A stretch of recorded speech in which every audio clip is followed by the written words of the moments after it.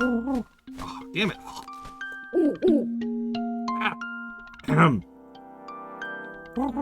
Oh, I can't do it. I can't do it. I'm too dry. I'm too dry.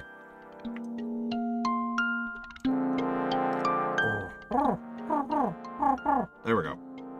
The many monsters of this island fear the windfish is about to awaken. The monster's power is real. They may conquer the island and destroy their foes. That day may come soon. Now go to the mountain tower. Fly like a bird.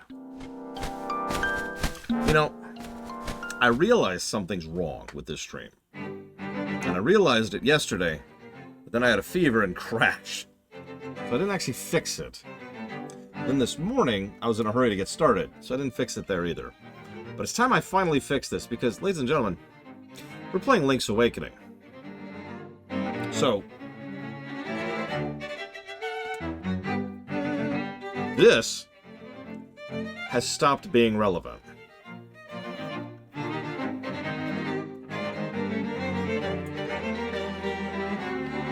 Hi, Savacom. I do hope your day is going as well as it can. Because if it isn't, I will beat the crap out of your day. I mean, I know karate, but I am a good puncher. You know, boxing. Boxing and judo. That's my bag. Okay. You can go ahead and get rid of this. Yeah, that's right. Now, may yell with video games. No!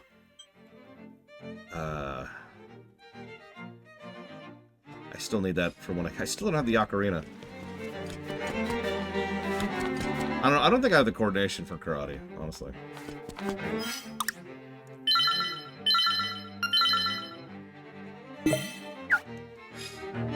Okay. I was also told it would be nice if I finished this game today. I'm not gonna lie to you. But I mentioned that sentiment to someone, and they're like, you know, you shouldn't rush it just to be sure. And I was like, well, I'm not gonna rush it. But they are right.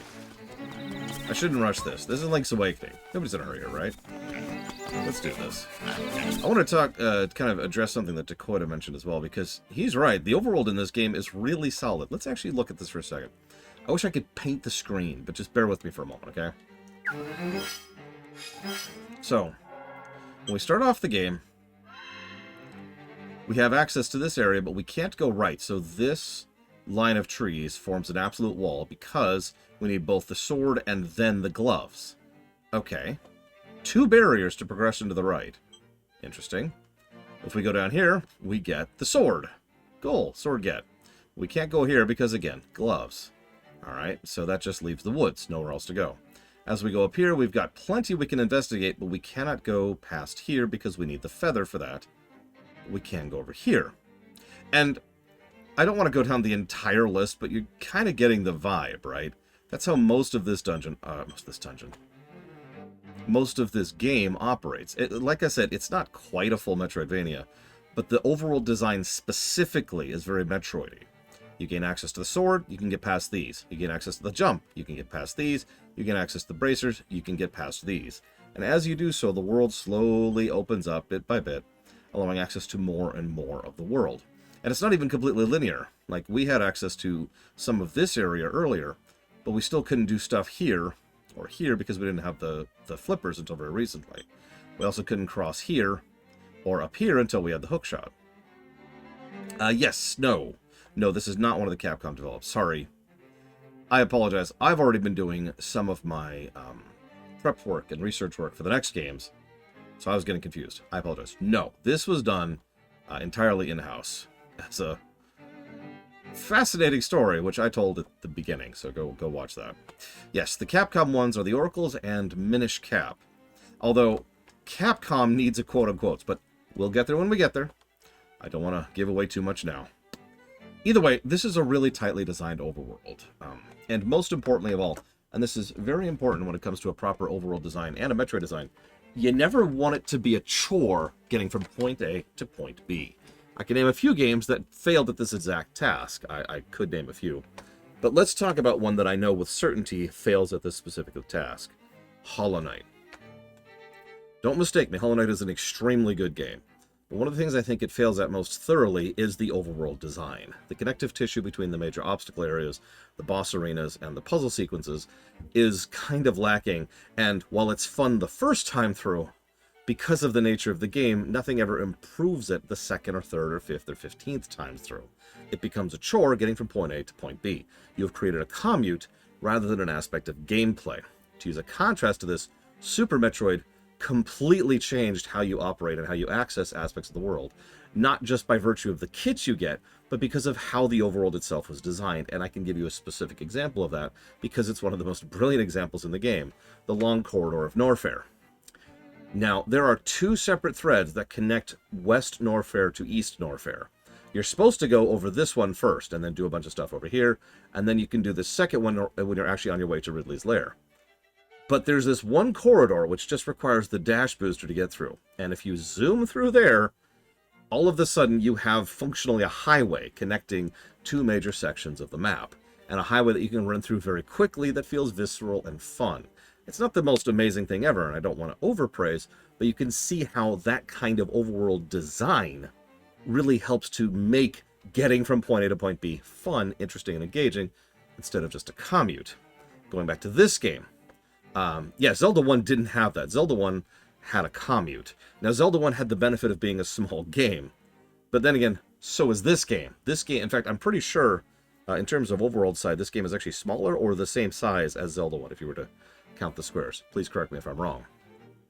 But this game has much, much better connective tissue and clearly designed areas that allow you to expand and move through them relatively quickly, along with lots of shortcutting to make sure that you can backtrack without having to go through the same freaking area over and over and over again. So, good overworld design absolutely deserves the positives there. Now, I didn't bring up the Oracle's games because I haven't reviewed the Oracle's games. However, by memory, everything I'm talking about right now is exactly how the Oracle's games failed. My strongest memory of the Oracle's games, by far, was like, there's a central hub area, right? And I wanted to go here, and I couldn't figure out how to get there. It was like 3 screens away. And I'm like, okay, go over and then up. Nope, okay. Go over and then down and then over and around and then up. Nope, okay. Go over here and then up and then over? Nope. No, yeah, actually, if I'm remembering the spot correctly, it was actually you had to do this in order to go here in order to get to the spot. Navigating the overworld was not fun in the Oracle's games by memory. And I keep saying that because I have not reviewed them, so I don't know how that'll hold up upon actual analysis. Anyways, sorry for talking about game design for a second. I apologize. I hope you can forgive me here.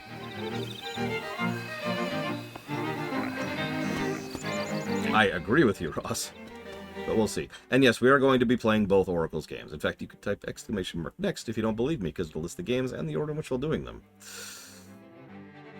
Okay. So, I was actually in the middle of doing something, and now I can't remember what. Oh, right. I want to go here.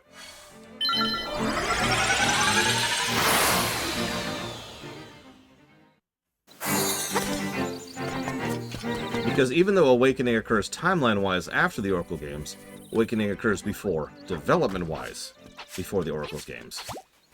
And this is primarily concerned with reviewing. This is not a lore run. This is not a capital L lore run. It's a lowercase l lore run.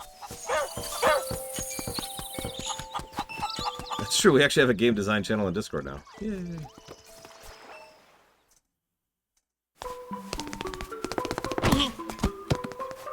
The Hidden Power of Color. I would like to read this. There's a new world of color into the 5 gravestones. 3, 4, 5, 2, 1. So, I'm just going to take a screenshot of that really quick here. There we go. Now, Jesse's mask suggests a positive for Thief!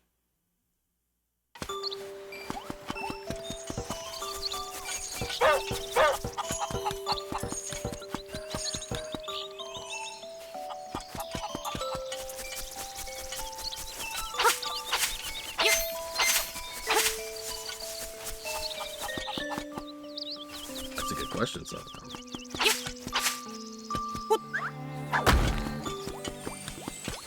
No, and I mean...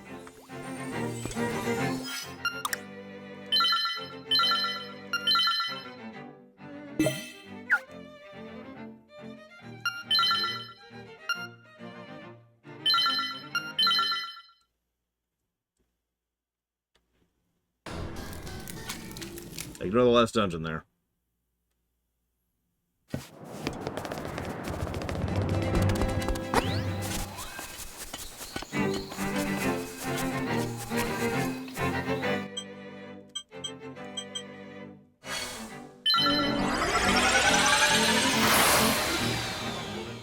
The only reason I'm hesitant, Jesse's Mask, is it feels like such a minor thing, even though it is definitively a good thing, right? If that makes any sense. I also think I'd be more inclined to give it the positive if players knew in advance that the other consequence is to not get the good ending.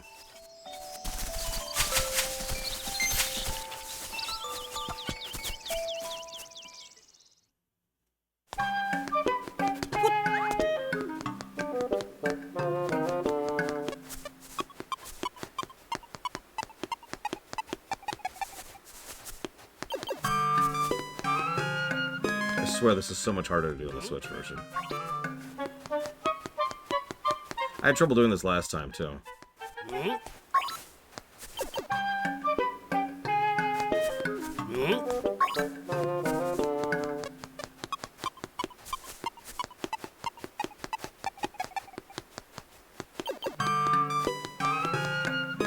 Oh my god.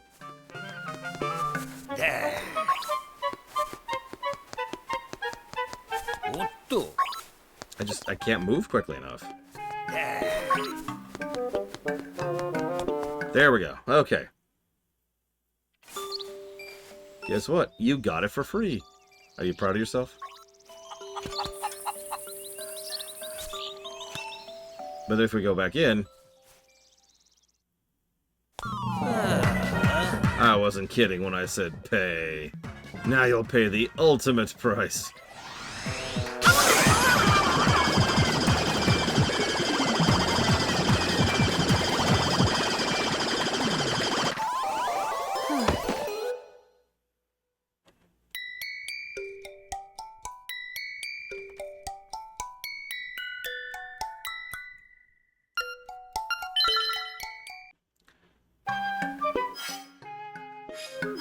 So be it.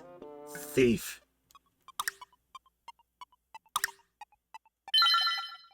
So, yeah. So, let's talk about the full depth of that. So, first of all, it's kind of hard to steal. Nothing really tells you you can't. If you manage it, you get something for free, and there's only one thing worth stealing, which is the bow. But if you steal something else, sucks to be you, because you can go back in and die. Now, you can hit retry and suffer no consequence except for one. You have now died. And the fact that you've died means you've been locked out of the best ending. Now, how much that matters to you is up to you, and of course, nothing tells you that. And that's kind of the big thing here. Nothing tells you can steal, and it is actually really hard to steal. It's way easier in the DX version. Nothing tells you can steal, and nothing tells you the consequences of stealing. And of course, thief!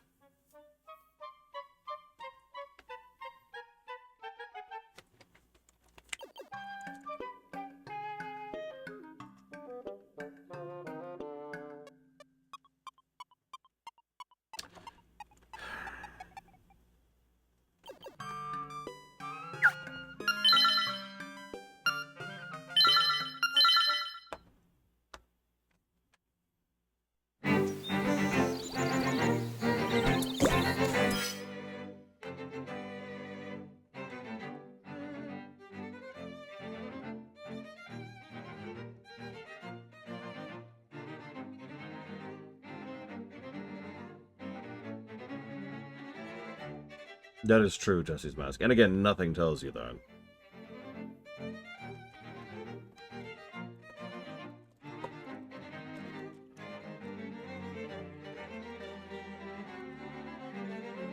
Deluxe, I believe, Javis.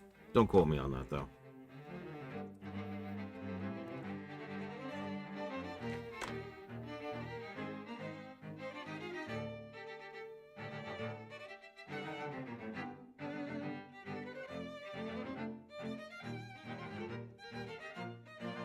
I don't know, what's everyone else think? That stands for I'm really happy, Little Billy. Graveyard. I'm going to the graveyard. God dang it. I do not like allergy season. Like, my whole skin face is just, like, vaguely irritated, you know?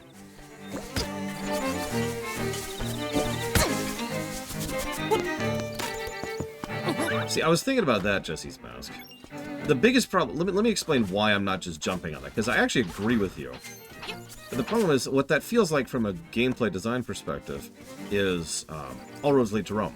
That feels like you have multiple vectors by which to get the bow. And that's cool. But there's just... I feel like there's not quite enough really supporting that, and unfortunately, there's not a lot of the rest of that in the entire rest of the game. In the overwhelming majority of the rest of the game, it's all very, very much on rails, which is fine, it's worth noting. But you can see why I'm hesitant to, like, bake that into a all roads lead to Rome positive, or a progression positive.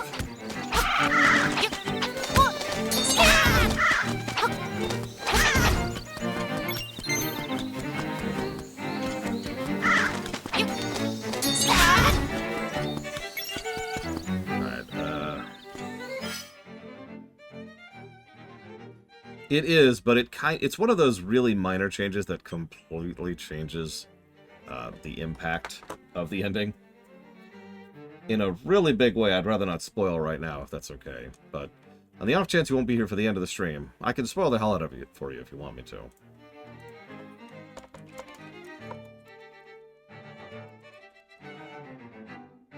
Alright, everyone, I'm about to spoil the hell out of this game. You ready for this?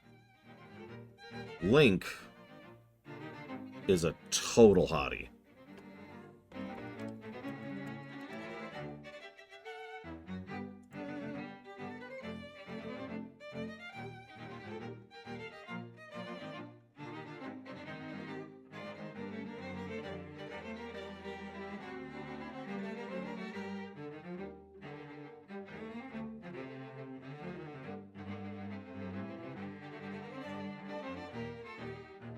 You know, that's a good point.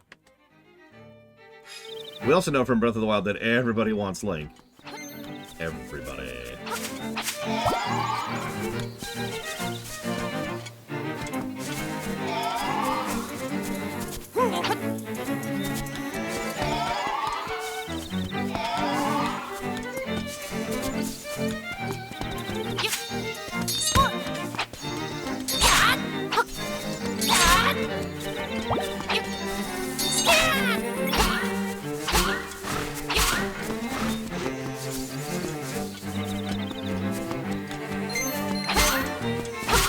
Also, I lied. There's actually one other use for rupees in this game.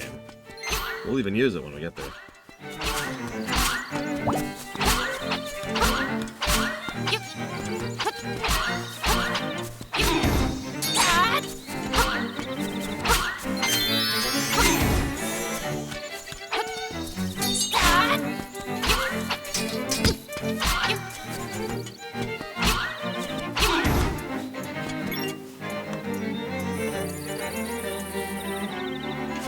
Okay, 1, 2, 3, 4, 5. There we go. There are a lot of cute things in this game, Savacom, and they've all got to die. Even me. So welcome to the Color Dungeon. This dungeon was a little bit different back in the day. See, here's the thing. For those of you not aware, Link's Awakening was a Game Boy game. No, not a Game Boy Color game, a Game Boy game. And so when the DX version came out, they did a couple of changes here and there, but the big thing they did, the big gimmick, was the Color Dungeon. They added this whole new dungeon which gives you a permanent upgrade to your defense or your offense. And the whole dungeon is entirely focused around color. You know, the red and the blue being the big thing. By the way, this is the version of the game I played. I've actually never played the original. The color dungeon. Where's the color guard? You'll need magic powder to get anywhere near. Say the word and I'll sell you some. And yeah, originally, just to make sure you were playing on a Game Boy Color, they would be like, hey, so which one of us is blue or which one of us is red?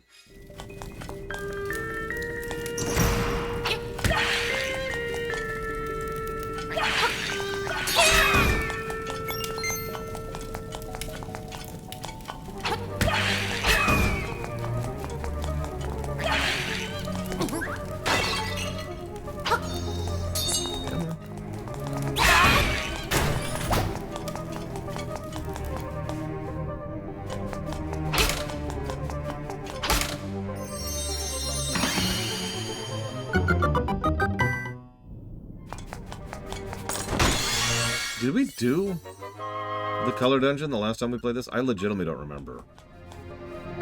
My biggest memories of this game are playing it, you know, on the DX.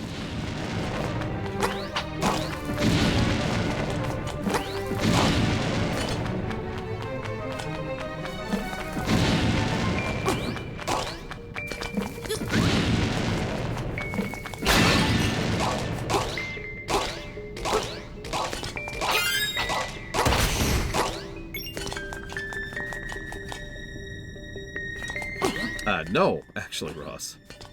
I've never had a Game Boy, the original. The first Game Boy I ever got was the Game Boy Color, which I bought with my own money. And that was actually pretty far into my life. Like, high school range for that.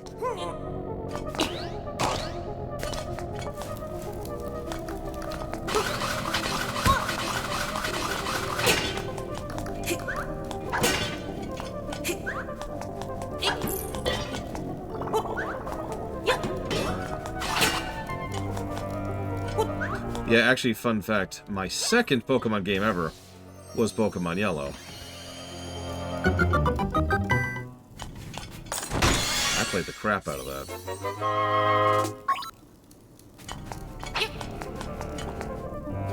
There were actually several interesting and good games on the Game Boy Color. And then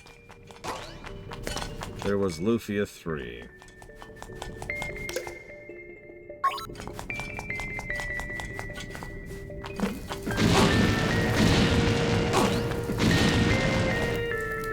I'm looking forward to seeing how bad that game is someday.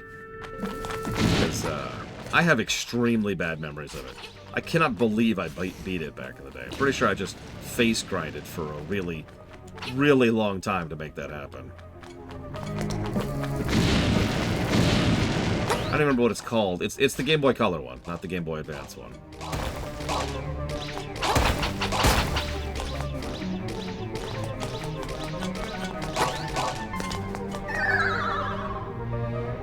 Legend Returns, that's it. Ugh.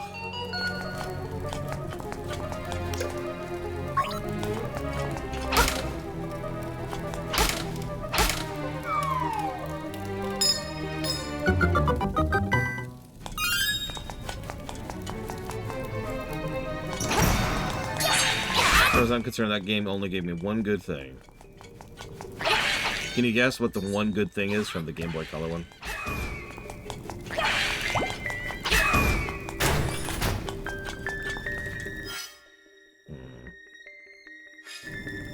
The music is correct. It had a really solid take on one of my favorite songs ever.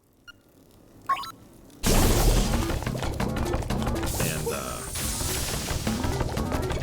lost here. And more to the point, the final boss song was actually pretty good too.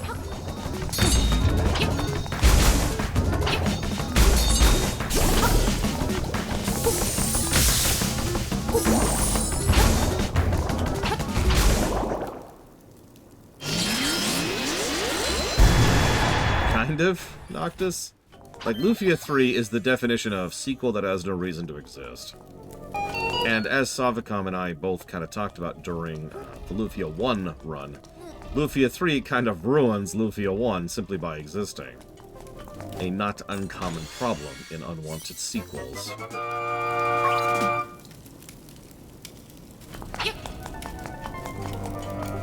I know, Ross, it's really weird. It's something I've thought about several times in the past.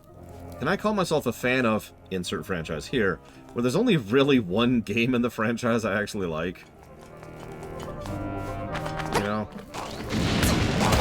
Philosophical questions.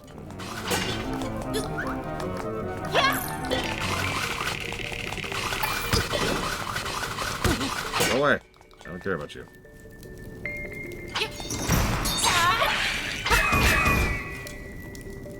Yeah, Mass Effect. I like Mass Effect 2. Quite a bit.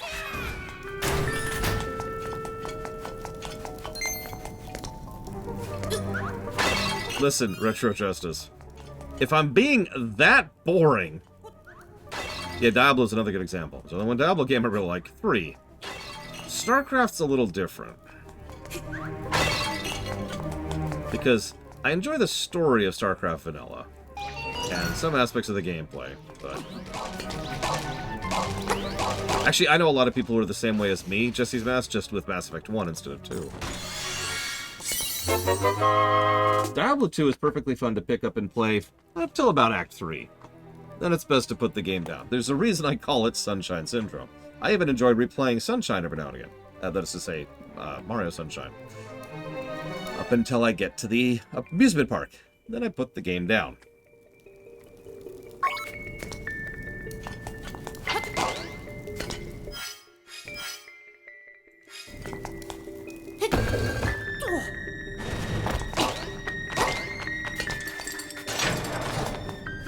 Hey, Vandalia. Uh-oh. What a greedy fool. You want more power? Yes, I am Virgil. A buffoon like you might as well give up and go home.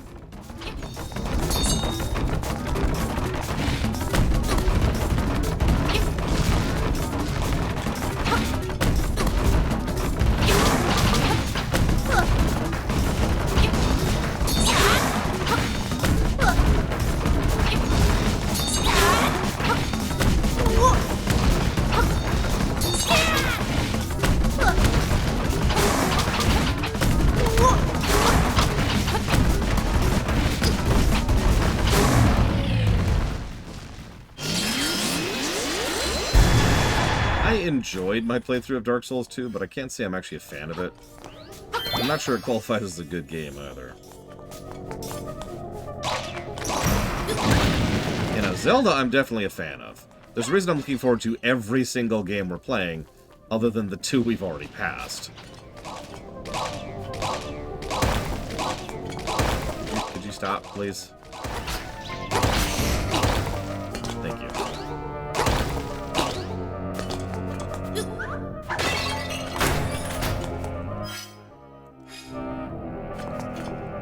But why, Sabacon? It didn't score very well.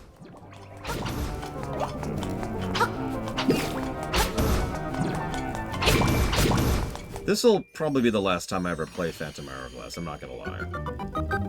But, I mean, it's still not gonna be Zelda 1 or 2, you know?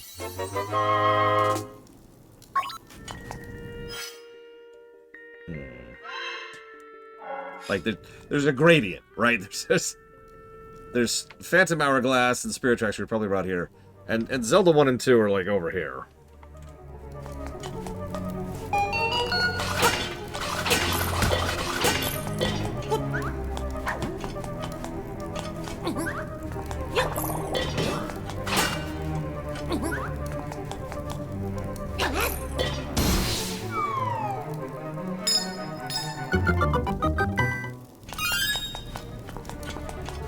Oh yeah, by the way, I hate to keep flexing on this, but I'm very happy about this fact.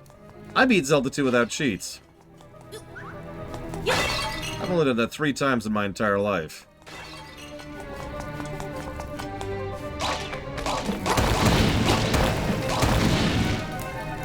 Oh, absolutely, Ross. It would be interesting to see... I suck at these games so much. It would be interesting to see how minimal I could do Breath of the Wild and still progress through it.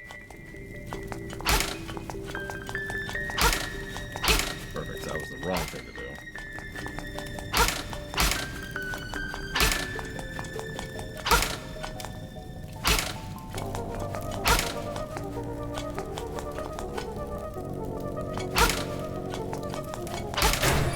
You know the really pathetic thing, Kira White Noise?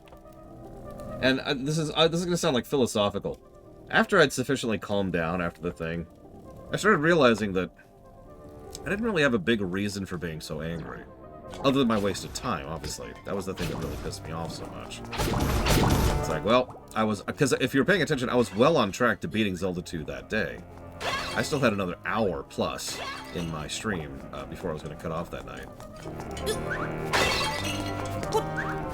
And that's, at the end of the day, what really pissed me off more than anything.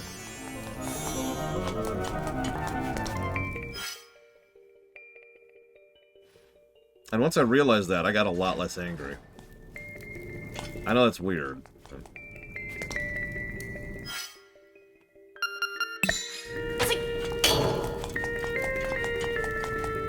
Whoops. Yeah, I also don't like spinning my wheels in general, in any game. Mostly because I don't like spinning my wheels in real life. This is safe. I'm safe.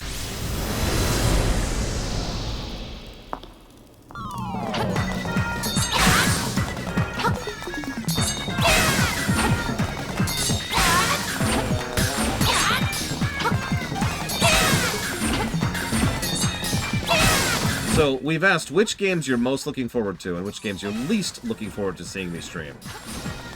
Here's a bonus one. Which one do you know the least about? Like, which one is just a total unknown for you about how it's going to go? I imagine for most of you, it's going to be Four Swords.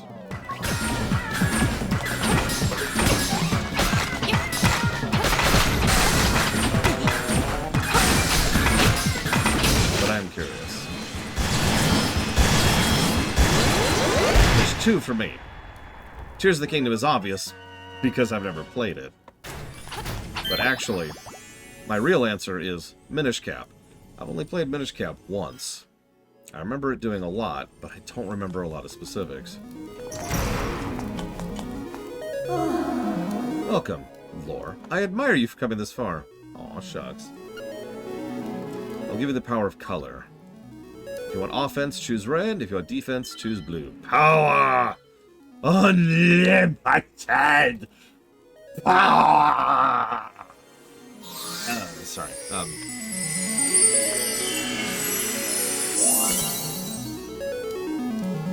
Skyward, I have a feeling, will score pretty well. Now, admittedly, a lot of that's anecdotal. A lot of that's from what other people have told me about how the game operates and plays.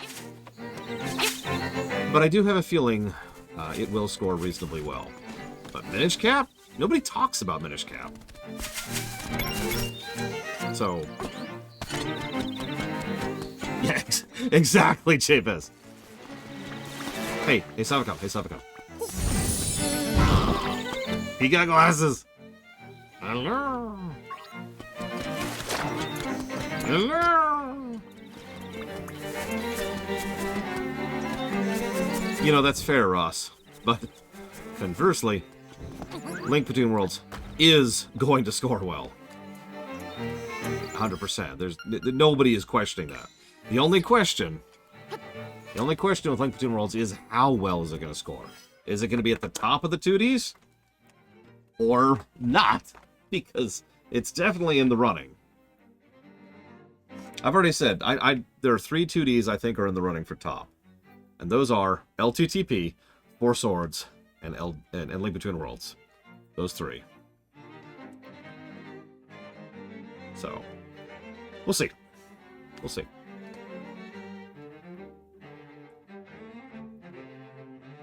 Yeah, actually, Savacom. That. Zelda 2 is right there. There's also a cheat version of Zelda 2, I'm pretty sure. This is actually scoring better than I thought it would. Make o' that what you will. Okay, so we have the red mail now. We are questionable. Let's, what am I doing? Where am I at in the chain? I have the pineapple. Okay, so that means I'm going up to the mountain. This is actually my second time playing the Switch version. And technically it's more like my third time, but the second time doesn't count. I played this a bunch with my niece, although we never actually beat that particular playthrough.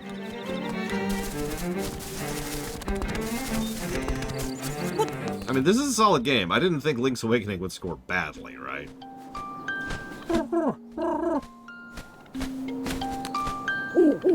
Your path is not easy, but you're almost there. Go east. Always to the east. My niece is not an anything fan.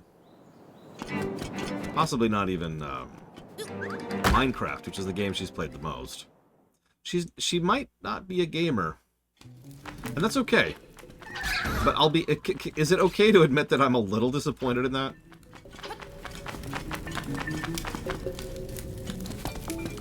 Yeah, exactly, Jaded Fawn. Yeah, we'll see if my other two nieces become gamers or not. Although one of them is already older than I was when I was playing video games regularly. So that's probably a no, honestly.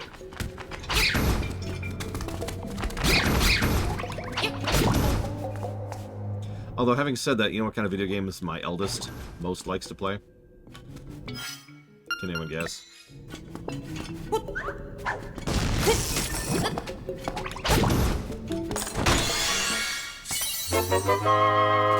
No, if she played Fortnite, I'd disown her. I'm kidding. A little.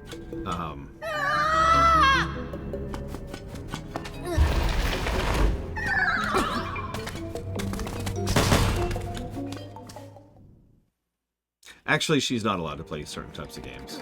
And not because of any other reason other than she's the type of person who would absolutely be taken in by a lot of predatory practices when it comes to microtransactions. And she doesn't have the experience yet to really be able to defend herself and watch those things. So, yeah, the addictive personality thing. She's like my mother, ironically, despite no blood relation whatsoever. So, we have to be a little careful around things like that. Like, recently she asked to play Roblox, and we had to say no on that one. Because Roblox, ugh. But anyways, to answer your question in full... Wait, you didn't ask a question? To answer my question in full. She likes builder games, most of all. The game of mine she has spent the most time playing with me is Cities Skylines. No joke. She has also played a lot of Dragon Quest Builders 2, and of course she's played the crap out of Minecraft.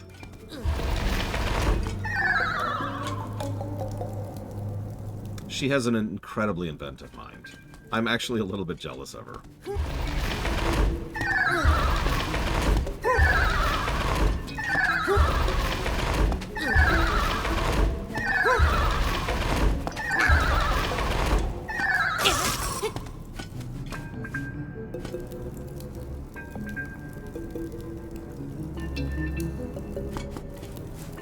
Well, of course she likes Mario Kart. Everyone in the universe likes Mario Kart. She has played Animal Crossing, but much less than her mother has. Listen, she's always going to be my baby girl. So, even when she's old and gray. I'm a lich.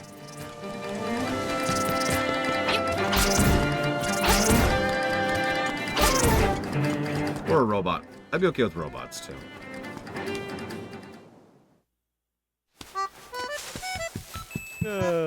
Chickens these days don't have the fighting spirit they used to. In the old days they could fly, but now, see? Ugh, frickin' chickens. A robot lich. Got some potential there. Cyber lich.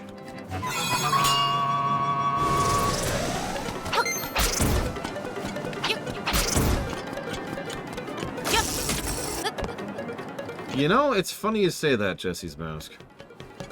So, this ties into something that Kira White Noise just said. I think I like the original Game Boy soundtrack better. It's not like this game's soundtrack is bad, and it does some really inventive stuff with some of the dungeon themes. But pound for pound, and looking at all of the songs, I think the original was better. Like, hang on.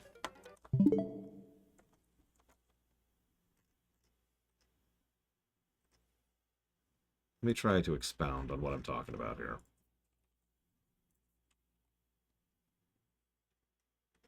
Okay, that's a bad example. That's Oracle's. Oracle's has some banger songs, and you'll hear those in a bit. We'll do it via YouTube.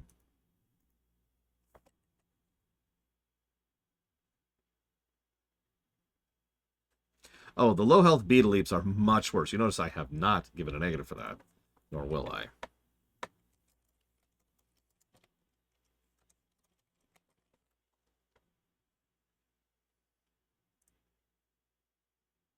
So, for example, the place we're at right now, right?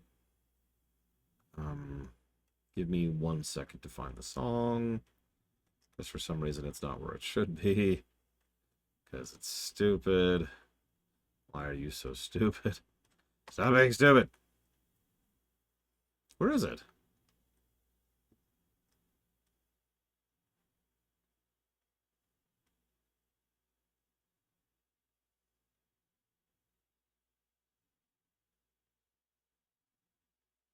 Oh, there it is. It's labeled wrong. Okay. So listen to this for just a second.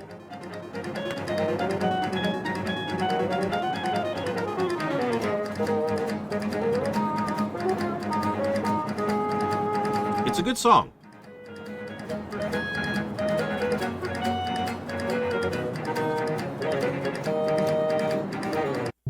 But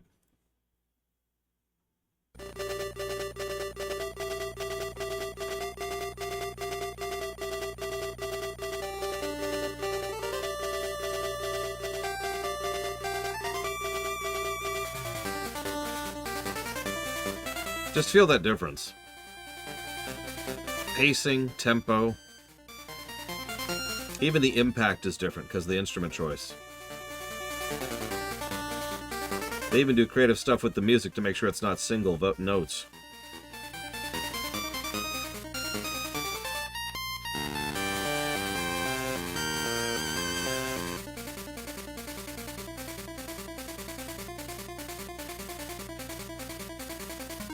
Yeah, no, the vibe is completely different.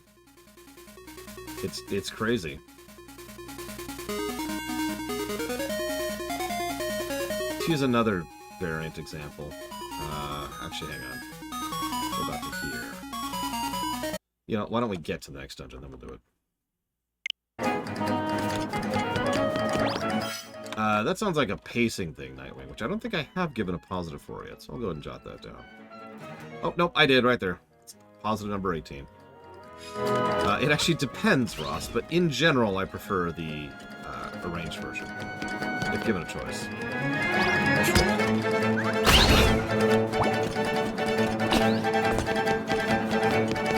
Like, it hits completely differently, doesn't it?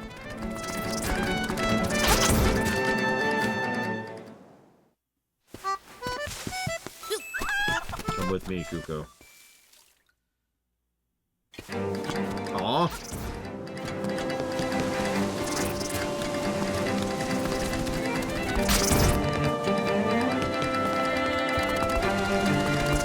Yeah, the overall emphasis on essentially just an extended string quartet doesn't work for me. It was the wrong choice of instrumentation for these types of songs. And I say that as a mixer. I'm not exactly a professional college-trained composer or anything like that, but I've made plenty of songs in my day. You always have to think about which instruments you use. I actually talked about this recently when we were discussing the Pixel Remasters music, because one of the things that Pixel Remaster did was actually thought about which instruments should be used for which mixes. Instead of just saying, like, alright, let's just make strings. By contrast, FF1, 2, 3, and 4, on their various original remasters, which is the GBA, and then DS and DS, respectively, they didn't really think about it. They just copy-pasted the song into a new sound font. And it worked sometimes, but it didn't work other times. Because, again, they didn't think about it. They just copy-pasted. You have to think about your instrumentation when it comes to that kind of thing. The Pixel Remaster, by contrast, was willing to think about which instrument should be used, and actually use different instruments per song to emphasize that song properly. That's true, Blade Ball. Narsh is a perfect example of that in FF6's Pixel Remaster. Hi, Random. You caught me talking about music, the most boring thing of all. You see, music is math. And because music is math, we need to, I don't know, kill people. Let's just go kill people. Let's just do it. I got nothing. Let's do this. Yeah, the FF6 OST honestly started off pretty bad, in my opinion. But it did get a lot better.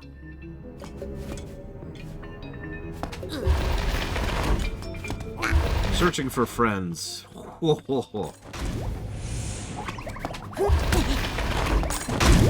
Yeah, they did a great job with Setzer's theme. They did a good job with the Zozo, too. By contrast, most of the earlier ones just kind of nailed it. Like FF4, I think there's only 2 songs in the original I prefer in FF4. Now, can anyone other than Blade Chaval guess which 2 songs I preferred in FF4 SNES over FF4 Pixel Remaster?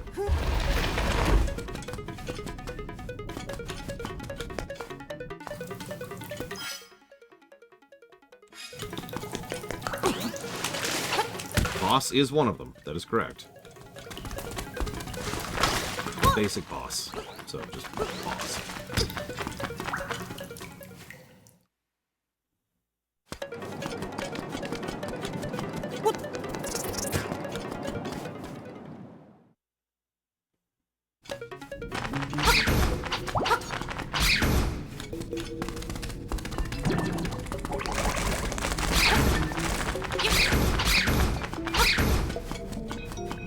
Standard, I think, Ross. If given a choice.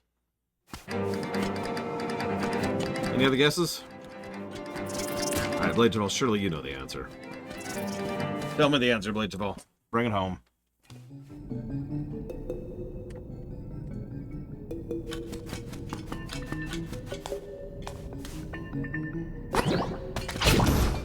Oh, I thought you did remember. The Four Fiends fight.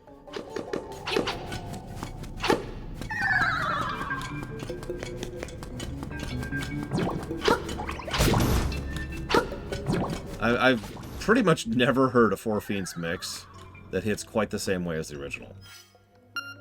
I've heard good mixes, but I've never heard anything that is a superior mix to the original.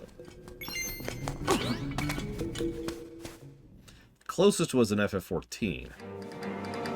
And yeah, just like regular boss, exactly. For pretty much the same exact reason. Alright, I need to dig, don't I?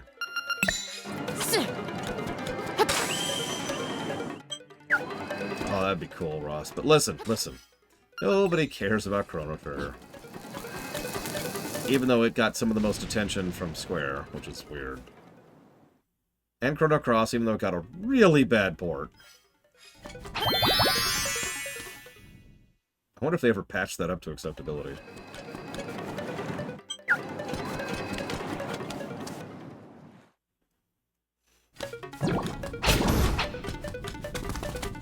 I know, Blade Chaval, it's kind of crazy. Oh, yes, please do, Czar. Absolutely. I don't know when I'll get a chance to try it, but at least it'll be there so I can try it. Yeah, although that's probably more on Nintendo than Square, Random. When you say pink, there's several things you can mean by that.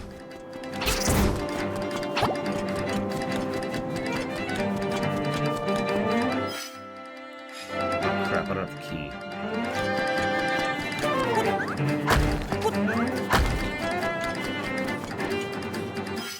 Never, Nightwing!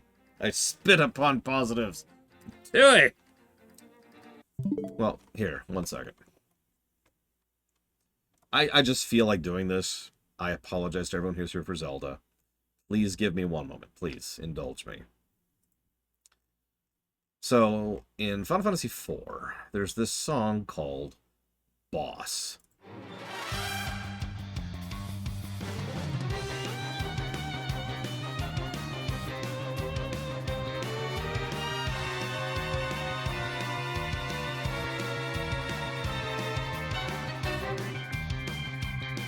As you can tell, they added several accents. Got a rock organ in there. Probably, actually, Jesse's Messy. It's a really good song.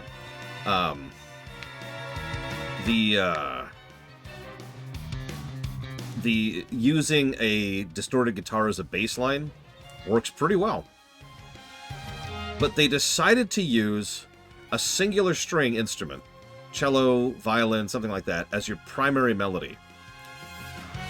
Strings can work great, but can never have impact. By their definition, strings are a soft instrument.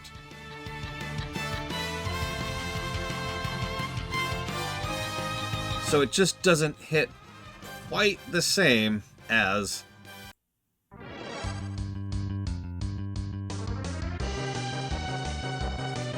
Now I know what you're going to say. Lore, those are strings. Yeah, that's a string sample. It's also multiple strings, which comes across differently.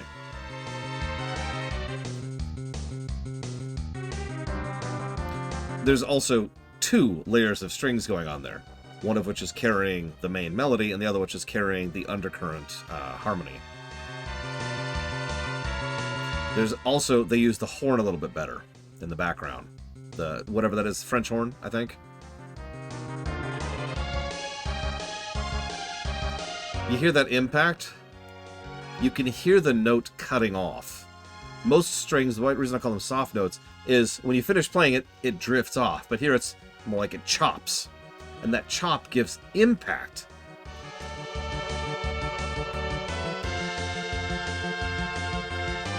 You hear it?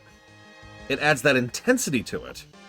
This is how you use the limitations of your music in order to create better music. Now, to use the other example I just mentioned, I gotta look for that one because I'm not sure what it's called in the Pixel Remaster. They have weird song names in the Pixel Remaster. Should be like right around here.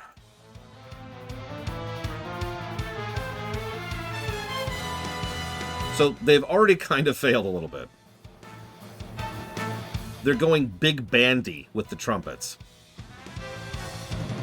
I don't know how better to describe that. They like to lead into the note and then kind of wobble out of the note. If you listen to the brass, you'll see what I'm saying. Of course, now it's not playing. Here, listen to the beginning really quick.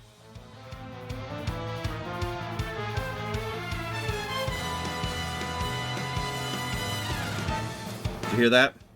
That's that big bandy kind of approach.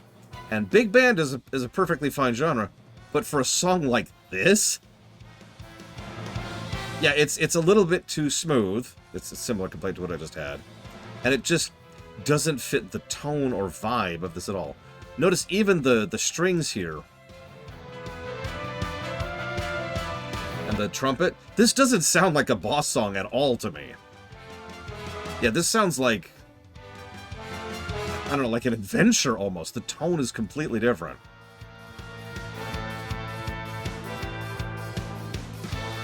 Then they do that. They try to emphasize the accent with a guitar, but instead it just sounds off. This is still a good song, to be clear, but it's not the Four Fiends, which is my overall point.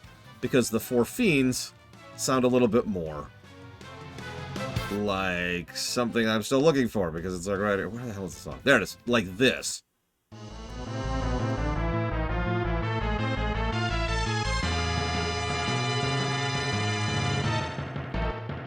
And you can feel it, right?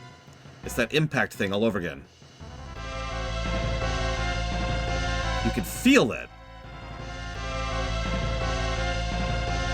It's even like an off-tempo thing, which makes you feel like the dip as you're going through a roller coaster.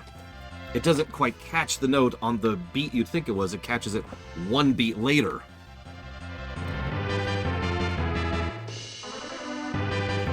This is a big boss song right here. And this also does something that the remixed version doesn't really get right. Trumpet. Strings.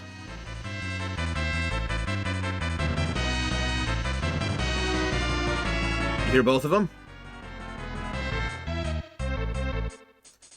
The main melody is being tossed back and forth between the brass section and the strings section. Each one of them handles one of the sections of the song, and it creates this wonderful, and I know I'm using this word wrong, harmony between the two instruments. And because both have that impact of the 16-bit sound font, it just hits completely differently. All right, I'm done ranting about dumb music. Let's move on. So, I apologize for the divergence. Thank you for coming to our TED Talk. Where to get this stupid key? I remember getting lost on this point earlier, but I can't go over here yet because I don't have a bird. Okay.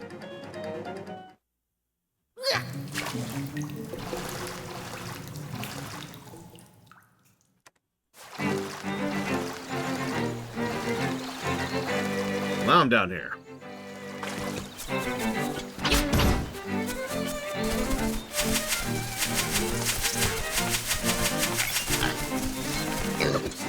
How to break down Dancing Mad. Sure thing. 4 hours later. And that's Dancing Mad. Any questions?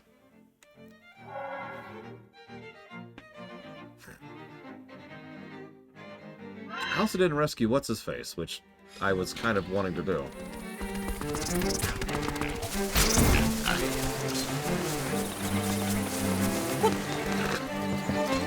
I forget who said that quote, but someone actually re-quoted it recently. Dancing Mad is like painting the Sistine Chapel with crayons. He did it! No one doubts that he did it. Another thing, too, I've actually talked about this recently because this has already come up in the Zelda series. When it comes to the SNES, you had to program the sound design. We talk a lot about sound font, but that's actually a simplification of multiple different aspects of the sound design that goes into making a SNES game. There's a default SNES sound chip. It doesn't sound really good. And you've probably heard it before because a lot of games use the default sound chip, where they might otherwise have good songs, good functionally listening songs, but they just don't hit the same way because nobody bothered to actually design how the sound is being rendered. Make sense? So when it came to a game like Super Metroid, this is the last time that came up, really, they actually had to sit down and think about it okay, how exactly are we going to design the sound font so it actually sounds as good as possible? And the result is Super Metroid. Yeah, Papal got lost, just like he said. I'm so famished I can't move. Give me some vittles? Here you go. Pineapple's so delicious. I'm gonna eat it right now. Make sure to open it first. Don't eat the skin.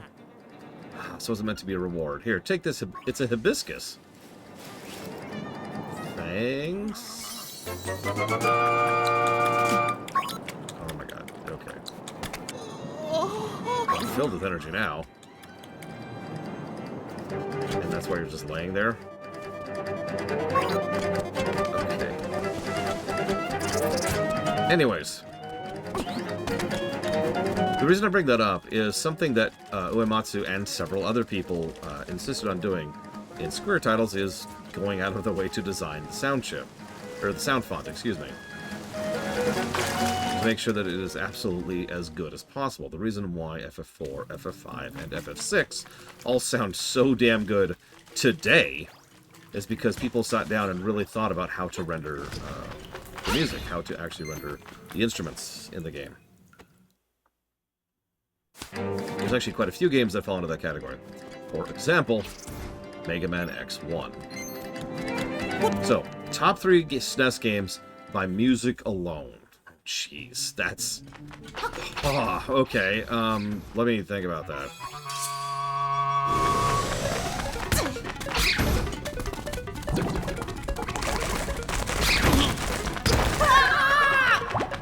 The problem is... So, okay. We've got, the obvious. We've got Final Fantasy IV, Final Fantasy VI, Chrono Trigger, Mega Man X1, and Secret of Mana. All of those have some extraordinarily good music. Like, to the point where comparing them is actually really hard to do. I would be remiss if I did not mention Lufia 2, which also has an absolute banger of a soundtrack.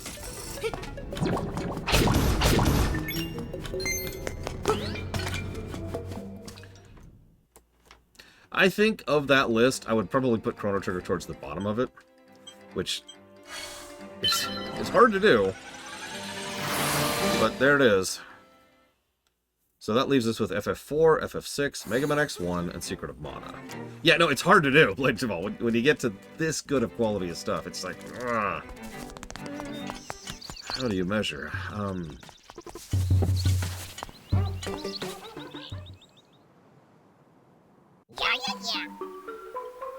Wasn't this one? Chrono Trigger is also composed in a different format. I don't want to diminish the accomplishments of Mitsuda, who is a good composer, even if I don't like his style. But he just made music differently, you know? You brought me a hibiscus. Well, since you're such a gentleman, I have a request of you. Will you listen? I would like you to take this letter to Mr. Wright, who lives on the border of the mysterious forest. You traded a hibiscus for a goat's letter. Great!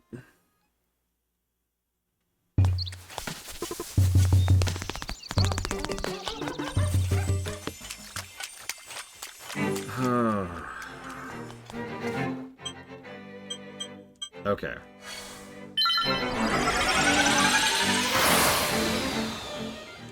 I think...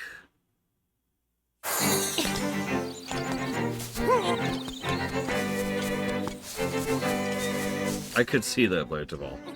I mean, some of my favorite songs of all time are in Chrono Trigger's soundtrack. But a lot of them are more disconnected. And I could use that as my final qualifier to work out the inches here.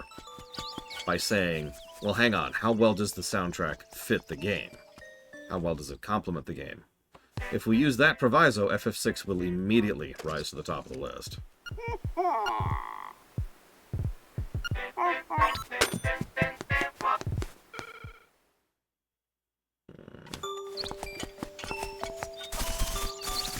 FF6 uses its music very, very, very well, and Uematsu is very well known for specifically composing songs for the scene.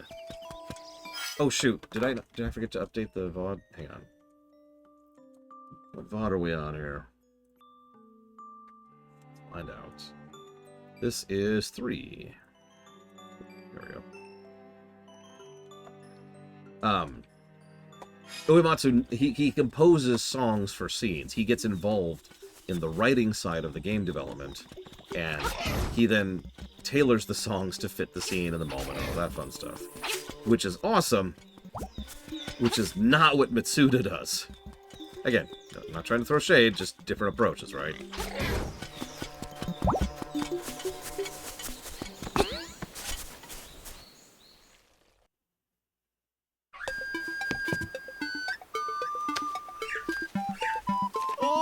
What's this? A letter? For me? I'm so happy. Look, the letter came with a photograph. He's being catfished. She's so beautiful. I must give you something for your trouble. He's being catfished. You got a broom as your oar, but that wasn't a photo of...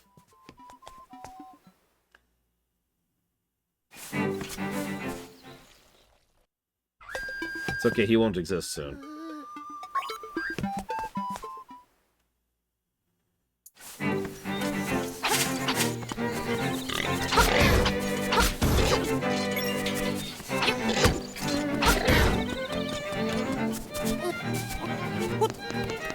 That's not really a hot take. Most people think that, anarcho-Marxist.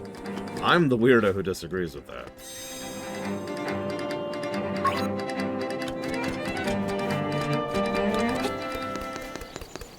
Now listen, I'm not saying that Mitsuda is the worst composer ever.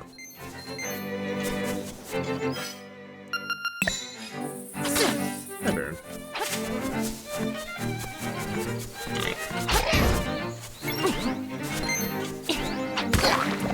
Oh.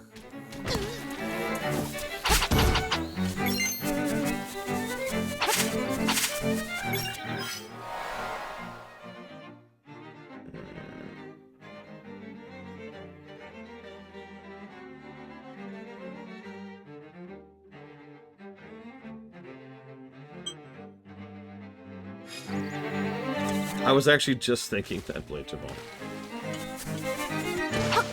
Don't worry, I'll spare you, Crazy Horse.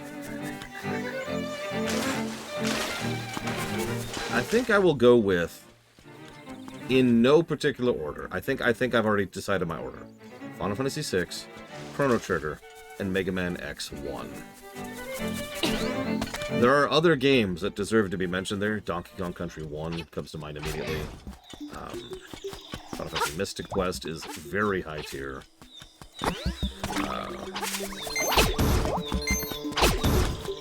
Lufia 2, I already mentioned that earlier.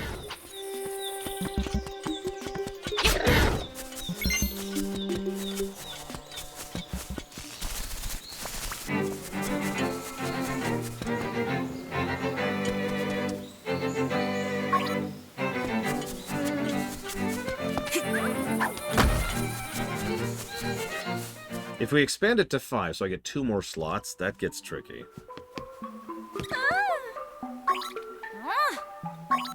Oh.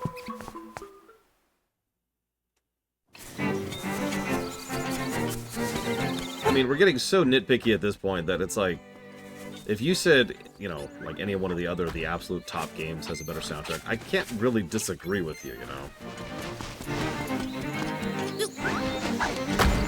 Oh, and by the way, I do specifically mean Donkey Kong Country 1, not 2. I know that's sacrilege, but I don't care. Here's the thing. Donkey Kong Country 2 has a very, very, very good song. One song that is an absolutely excellent banger of a song. Donkey Kong Country 1 has like 20 good songs. It has a good soundtrack.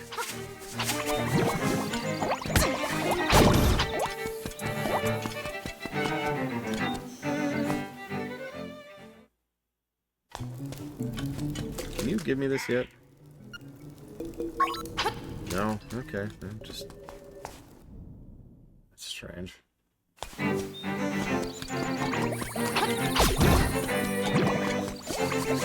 No, I didn't get the ocarina, and I kind of feel like I should have it already.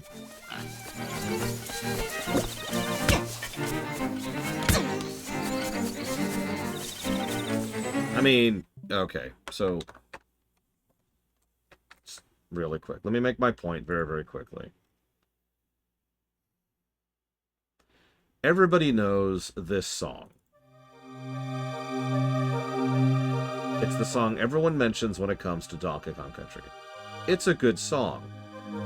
It's a great song. It's probably song positive worthy. However, everyone forgets all the other music in Donkey Kong Country. For example, and I'm going to turn it up a little bit so you can hear it.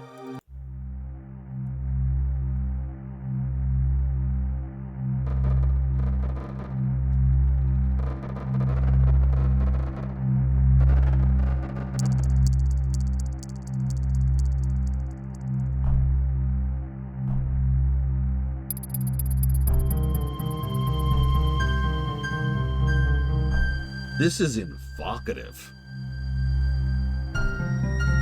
This feels like an empty, snowy plain, where you can't see anyone or anything for miles, and you can just hear the crunching of the snow under your boots as you're walking through it. Or how about if you're down in the mines? Or, sorry, wrong one. This is the one I meant.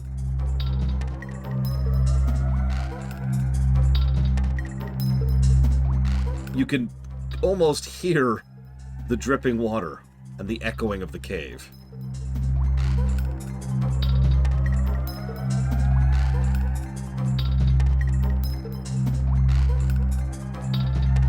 And for those of you who have not played Donkey Kong Country, just listen to this.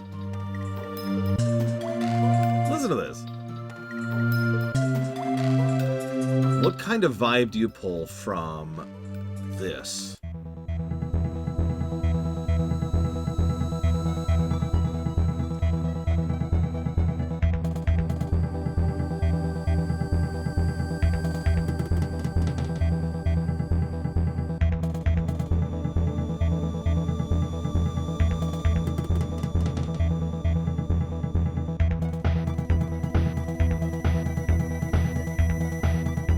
I probably don't have a lot of people who haven't played Donkey Kong Country. But you could tell how it immediately gives across a completely different vibe from the rest of the soundtrack. As Baron says, a techno lab. Use of more emphasis on bass, beat, and different instrumentation instantly gets across a bit more wave, a synth vibe. Possibly Crazy Horse. I don't actually remember off the top of my head. Now, I could keep going. But this is why Donkey Kong Country 1 has a better soundtrack than Donkey Kong Country 2, is because it is filled with songs that are just legit.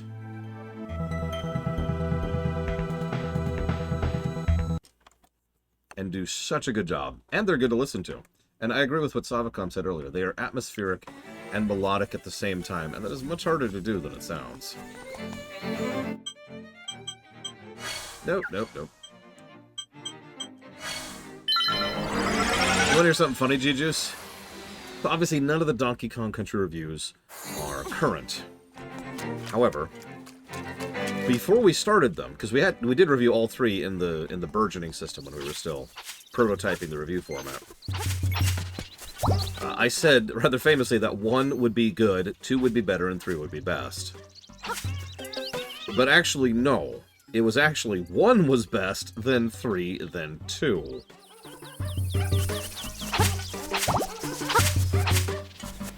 Yeah, 2 was at the bottom because some of those levels are absolute garbage. Like, just... I don't know what they were thinking. I don't think they actually tested some of those stages. 3 had the same problem. 1 is mean, but generally a lot more completable. New brew? For me? Okay, in return you can have this fishing hook. Yeah, what will the fishing hook become?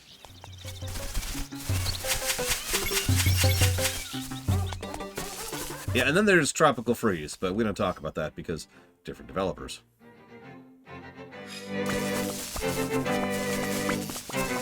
I mean, that's Retro. Of course Retro made a good game. They've never made a bad game. We actually already got the hint for this, if you're wondering. So this isn't really just out of nowhere. What is that you have in your hand? It's not a fishing hook, is it? You'd better let me have it. I'll give you my next catch. Keep your eyes open, watch a pro at work. And then he's gonna fish up a bra. Necklace. A necklace is he's gonna fish up. That's why it says lucky. Because we got a bra. Get it? Isn't that great?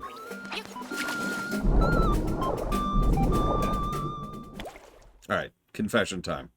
I've never found bras to be a particularly titillating thing. Pun intended.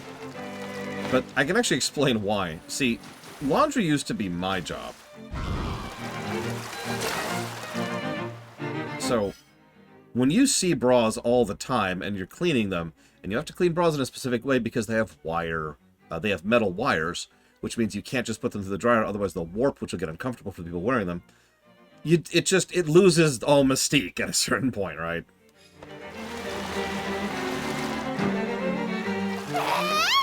That's my... And now, notice how she's blushing? Because, you know, we have her bra. I'll give you a scale. Yeah. And we hide under the water. Promise you only take one. Because we take one of her scales. Yeah, apparently, so I just found this out very recently. There's apparently a style of European bra, which doesn't actually have the wire thing. It uses some other thing that meshes a lot better and is a lot more comfortable. Go figure. Problem is, they are European bras. They're a little expensive to get shipped out here. However, I know several women who swear by them, so shrug. I forget what they're called, unfortunately. Did I ever figure out how to get in here?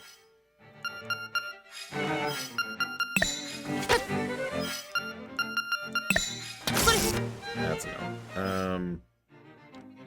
Oh well. Where am I? I mean, bras are supposed to be comfortable. I'm sorry. Bras are like underwear. You wear them to be comfy. And to be completely blunt, if you're wearing a bra or underwear to look good, it doesn't matter if it's uncomfortable, because it won't be on for very long.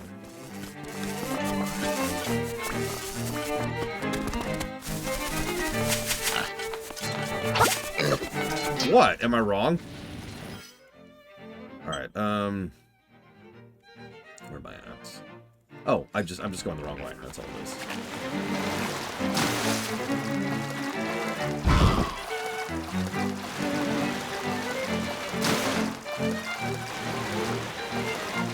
Oh, that's wrong. No, that's right. I think. How do I get over there?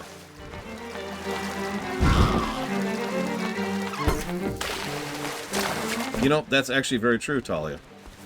Sometimes you're willing to put up with uncomfortable clothing because you're only wearing it for one dinner date. Or one outing with the friends, or whatever. One visit to the movies. Yeah, and then you go back to something comfy.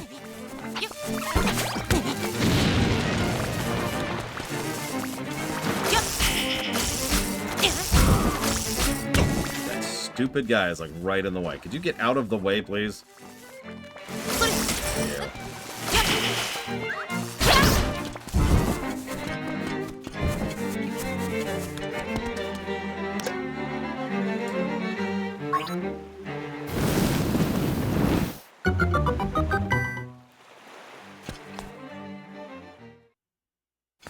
Which I already found this, too. Oh no, there's enemies here, but I can't see. How strange. If only I had a magnifying glass. Which makes no sense. Unless this is a dream. So now I've got the magnifying glass. That's neat and all, but like, what good is it? Got an idea.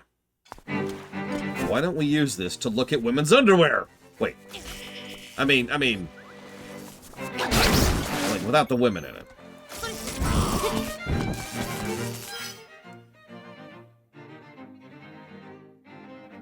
Although that's kind of pointless too, isn't it? Look, there's no winning here, okay?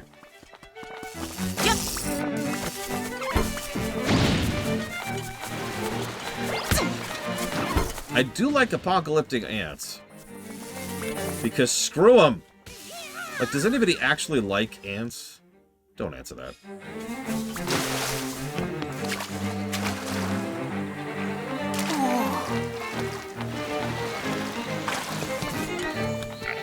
Oh, God. I mean, this is a dream. Those can go that way.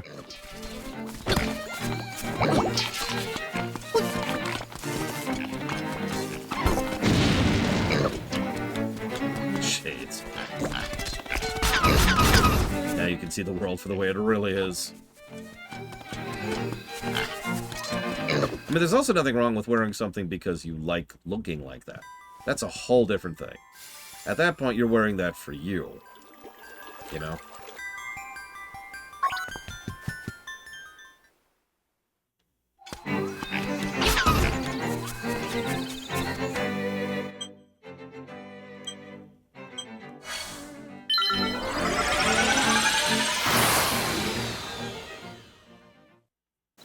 Well, you see, Talia.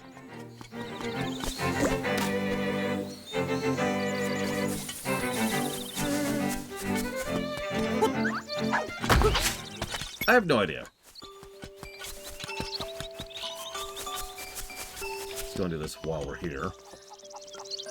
You know, I wouldn't mind these particular types of flies if they would leave my face alone. They always go right for my face. That is immensely distracting. Where are you even coming from? It's gotta be like a nest right outside or something. Oh well. Let's go take a nap inside the nap, shall we? Yep. Actually, real talk, the reason I forgot this was even here is because in my mind I already did it. Because I already walked in here and then died. Obviously, I did not.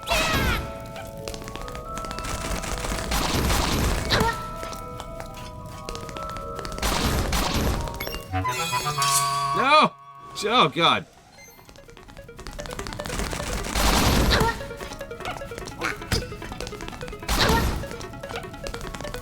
Alright, Yura. You and me. Let's do it. No, not like that. No, wait, okay. We have way too much money.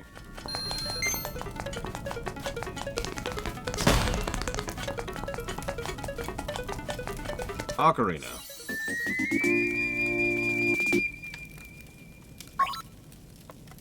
God, that took me way too long to get that, but whatever.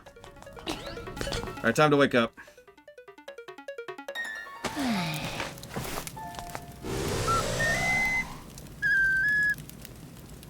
We apparently don't know a lot of songs.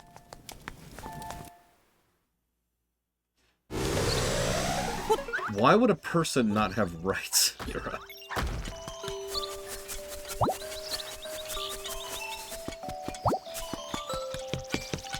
Explain that one to me. Okay, what else am I doing here? Okay. Yep, to the beach.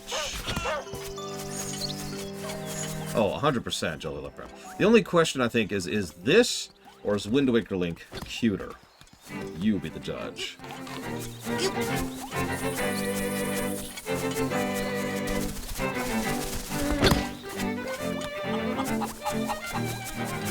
Now, I think this one might be cuter. Even though the Wind Waker one is more expressive. The Wind Waker one has tremendous personality just because of how expressive he is. I don't know the better way to put that.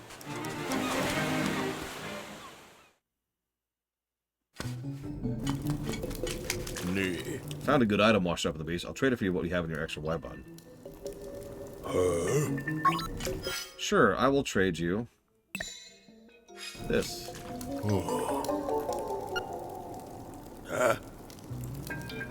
Aw. Okay, fine. We'll give you the shovel.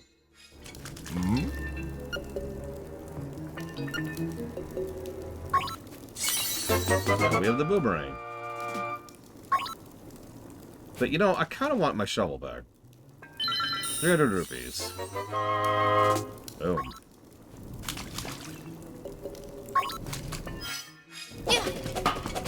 We now have the most overpowered weapon in the game. No, really. Now, it's not actually as overpowered in this version. In the original version, this thing just one-shots like everything, including the final boss. Sorry, so you asked a question. Or somebody asked a question. There's two questions, actually. My god, there's so many questions. Alright, so. First and foremost, would Majora's Mask work with Wind Waker's art style? I actually think no, personally. I think it would work better with something like, say, Twilight Princess's art style. Wind Waker is plenty of a dark game, don't mistake me, but it doesn't really have the tone that Majora's does. Despite being post-apocalyptic, it feels more like a new beginning. Very dawn rising kind of a thing. Whereas Majora's feels more like Twilight. Thus, I think something like Twilight Princess's aesthetic would fit better for something like Majora. My opinion. Yes, I would, actually, Yura. But then we've got the other question. Where does Link's Awakening take place in the timeline? So there's actually several answers to that. That is really expensive. Wow. So let's answer two separate ways. First, the way that makes sense, and then the way that they say is canonically true, aka the way that doesn't make sense. In canon, it goes from Link to the Past, and then immediately to this, and then Link dies? They never really resolve that. And then later on, Zelda 1 happens, and then Zelda 2 happens. That's stupid. Let me tell you the actual line of events here, based on how it was designed, how it was written, and how it actually makes some frickin' sense. So L2TP is the beginning of this particular story arc. Makes sense. It is Link to the Past. Also, we'll talk more about that when we get there. So Link to the Past happens, and he's like, alright, I got this. Very, very shortly after that, the Triforce, now restored, summons him off to two other realms in order to try and deal with some problems. That's Oracle of Seasons and Oracle of Ages, in that order. Once those two happen, he sails off on a boat, ends up getting summoned over to the Windfish in order to help the Windfish with the problems we're doing right now. That's Link's Awakening. At the end of this, we get back home, we live happily ever after. Zelda has a bit of an issue. She decides to go ahead and rebel. She gets put into a deep sleep, and she'll be sleeping for some time. Sometime after this, Link Between Worlds happens. And it's still set in the same... It's set in Hyrule. It's set in the LTTP world. Everything's kind of fine, and I don't want to talk too much about that until we get there, but Link Between Worlds kind of follows through on that particular arc, and is important because, thanks in part to the events of both the Oracle's games and the Link Between Worlds games, Ganon is returned back into existence, but not really fully. He doesn't really come back in a way that is what we would call sentient. Instead, he's mostly just a mindless, raving beast, who, by virtue of his nature, summons a whole bunch of creatures and monsters to him, just like happens in Breath of the Wild. So all these creatures are like, and Hyrule gets smashed. And that's the end of Hyrule. It is destroyed. That's Zelda 1. Link shows up, destroys that Ganon, which is the permanent end of Ganon, by the way, and then fixes up Hyrule. And then once that's fixed, it's like, okay, rescues that Zelda, goes off and finds out about the other Zelda, the one back from Link to the Past. It's like, okay, I'm going to fix her too, and I'm going to find the Triforce of Courage. He goes on an adventure. It sucks. He gets all the Triforce pieces, and now with no Ganon, with all the Triforce pieces restored, and both Zeldas active, they're able to rebuild the land happily ever after. The end. That is this entire story arc right there. Nothing else. None of the other Zeldas are connected to this story arc or have any relevance or significance to it. It is inside its own connected story arc. They will tell you it's part of the overall timeline. They are lying. They are making crap up in order to try and smooth over as if there's one cohesive Zelda timeline. And that's stupid. Now, what the hell was I doing?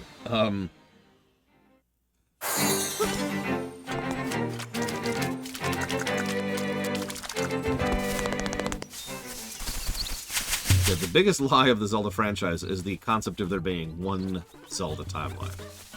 Nope. Yeah, let's see. Let's actually work this out for a second. Let's listen to the best music in the game.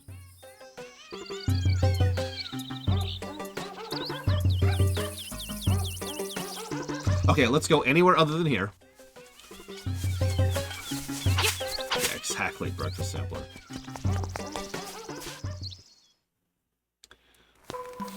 So, there's the 2D games I just mentioned, which are all part of the same overall story. Now, then there's Minish Cap. Minish Cap is kind of weird because, as we'll talk about when we get there, it was supposed to be a prelude, a prequel for the entire franchise, which was then changed more or less at the last minute, which leads to Minish Cap actually not having to do with anything. Minish Cap very technically connects to Four Swords, but in the most indistinct and ephemeral possible way. So at absolute most, we've got Minish Cap and Four Swords, and that's it, those two games. So we've got the 2D games, we've got those two games. Then we've got Ocarina, Majora's, Wind Waker, Phantom Hourglass, Spirit Tracks, Twilight Princess. All 6 of those are actually pretty well connected to each other. Ocarina leads very naturally and smoothly to Wind Waker, direct sequel, and to Majora's and Twilight, indirect sequels. And then Wind Waker leads directly to Phantom Hourglass, indirect sequel, and then directly into Spirit Tracks, which is a direct sequel. So all of that's its own timeline. So we're up to 3 so far. Then we've got Skyward Sword. Functionally, Skyward is on its own. However, Skyward also follows a different mythos. Now, I actually mentioned this briefly during Breath, but because of the changed emphasis and the bigger thing about the curse, malice, and demise, malice being a consequence of demise, Skyward does actually kind of connect to Breath. It's not a direct connection, it's just the two of them do kind of fit within the same general headspace. There's no 3 goddesses, there's not really much of a Triforce. Instead, it's primarily focused on a new mythos origin story. Hylia suddenly becomes a goddess out of absolutely nowhere, and, kind of starts the whole eternal cycle thing, which will last every bajillion years. Ganon inevitably comes back, and inevitably the Hellions have to fight him, and then it happens over and over and over again, which is exactly what they say has been happening for the last 10,000 years in Breath of the Wild. So, Skyward and Breath, and obviously Tears, connect. So those 3 are over there. So we've got the original 2Ds, we've got Minish Cap and 4 Swords, we've got the 3Ds, and then we've got Skyward and the modern ones. I believe that's everything, those 4. I might have missed something. I don't think so. Where the hell is Marin right now?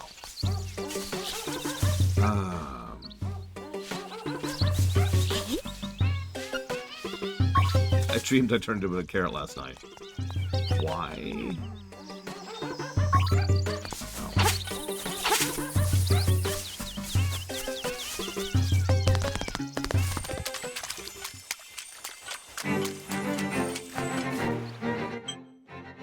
Oh yeah, there's also Age of Calamity. I actually forgot about Age of Calamity because it's not a mainline Zelda game. But yes, Age of Calamity is an alternate timeline of Breath of the Wild. So that would also be part of Skyward, Breath, and Tears. What am I doing? Who is it, Talia? I don't know what you're referencing. Oh, right, the Zora, now that we have the magnifying glass. Hey, you can see me? You must have a magnifying glass. I'm not a troublemaker. I just want to live in peace. I'll give you this if you promise to stay quiet. Cool. Not super great, but cool. Should use the cave at Tarimba Shores. Yep, and that's where we find the guy who's already given us the boomerang. So that's our guidance to get the boomerang.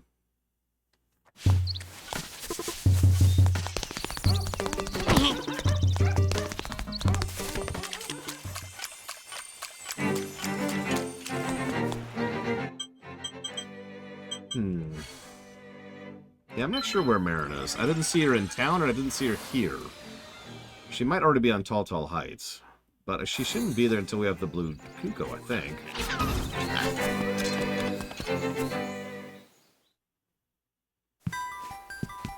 First, let's get our reward.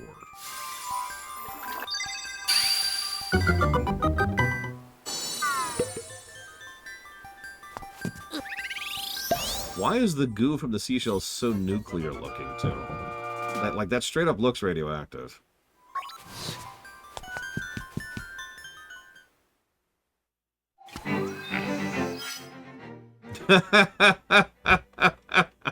You're funny, Baron. Ah, that's... yeah, I needed that.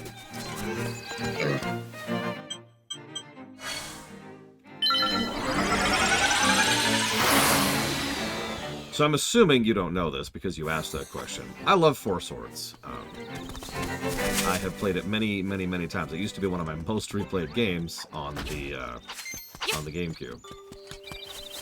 I bought it because we had a Game Boy Advance cable, and we had 4 people. We were going to play it that way. And then I found out it's a great single-player game.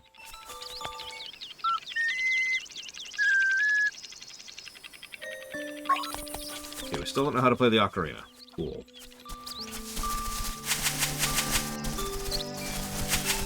The good news is we do know one spot we can go right now. Ah! In order to learn a song. I mean, I hope it gets ported to the Switch, too, at this point.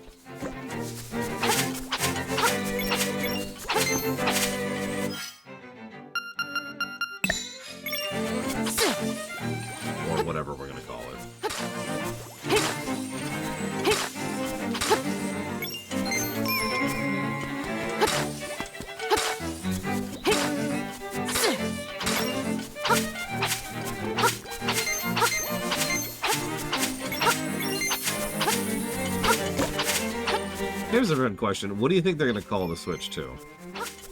Here's a bonus question. What's the worst thing they could call it? I think I've actually asked this question before, but maybe not everyone's heard it.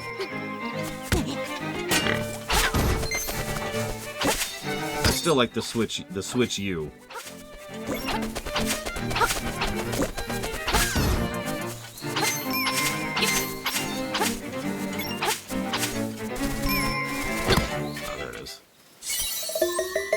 Okay, so what's the second worst name, other than the Switch U? The Swooch! The Swooch!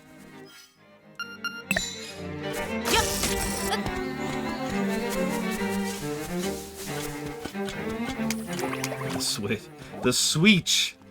Oh, that's even worse. The Sweech.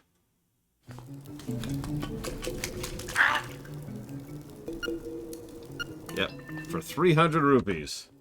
Sure, I got money to burn. Who's ready for this amazing music, ladies and gentlemen?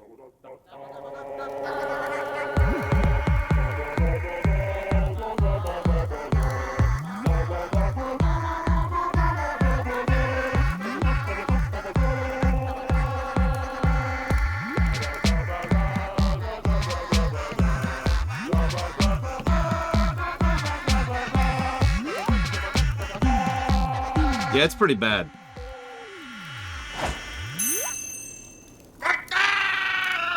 You've been a wonderful audience. No encores.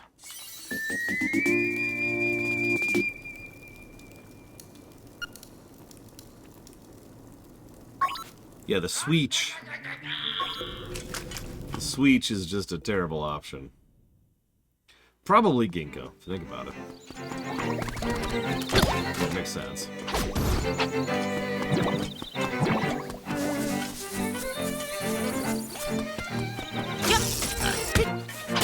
Hey now, those piranha plants were amazing. I will hear no slander on that regard.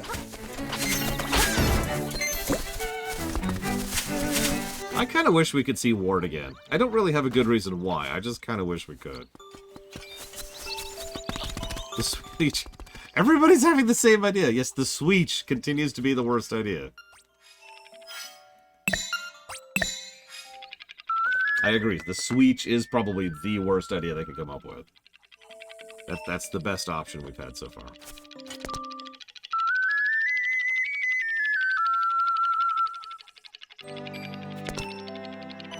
Really?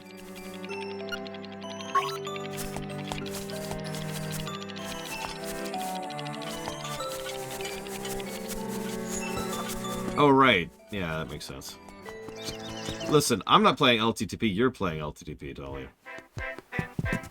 The Switch U. Oh, that's even worse.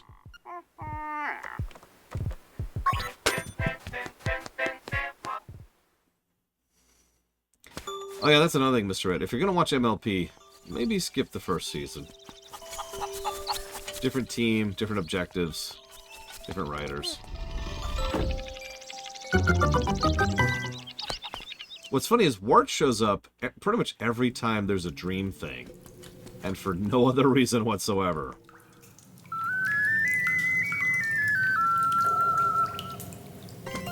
Skip it, Mr. Red. Skip it! I mean, the Super Switch would be fine, honestly. Although there's not a good way to say that in brief. We'll be calling it the Switch. Or the SS. No, I don't think the connotations of calling it the SS work. Let's not do that.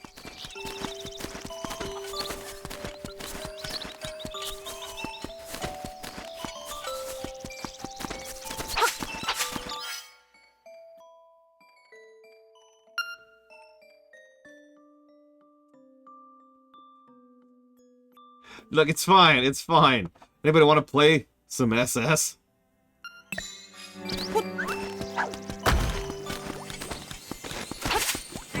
You want to play some SNS? I feel like that's a thing, too. Look, see, the difference between me and a Japanese executive, it's I'll say a dumb idea and catch it, or someone else will catch it. I'm like, oh, you're right. If I was a Japanese executive, I'd have a dumb idea and nobody would correct me. And I'd be like, yeah, let's do it. And then try not to be shocked. It was a bad idea. Actually, I think this is faster to go from here. What I want right now.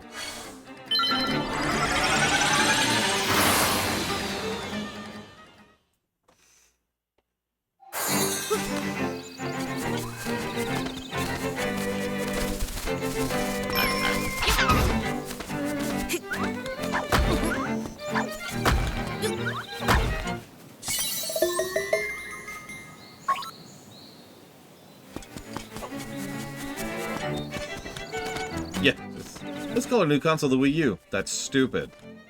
What? Yeah, that's stupid. You need a better name.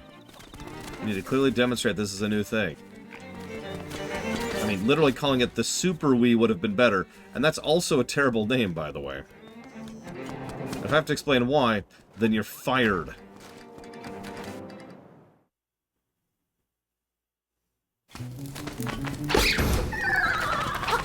I mean, literally calling it the Wii Deluxe would have actually been a better move, and that's still not a good name. The Wii was a terrible name to begin with.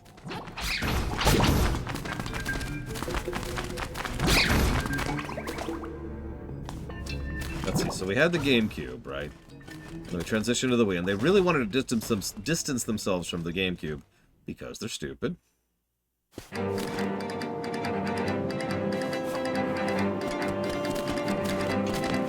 No, I will not, Mr. Red.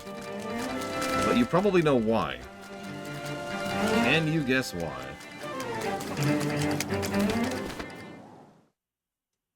Can Mr. Red understand the depths of horror that exist within?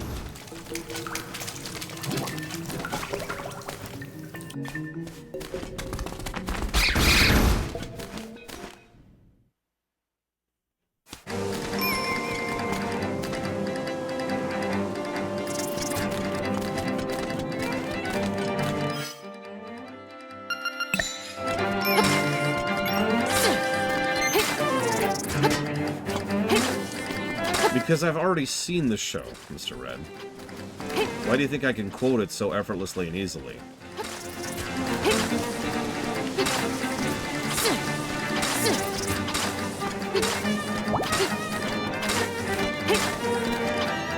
It's been a while, I'm gonna be honest with you.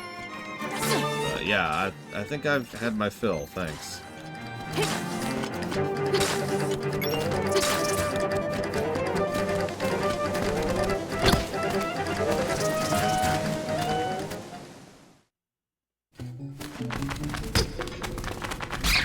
Depends on where you're at, but generally, Little Caesars tends to be less bad. You know, its floor of quality is better. But its ceiling of quality is also lower.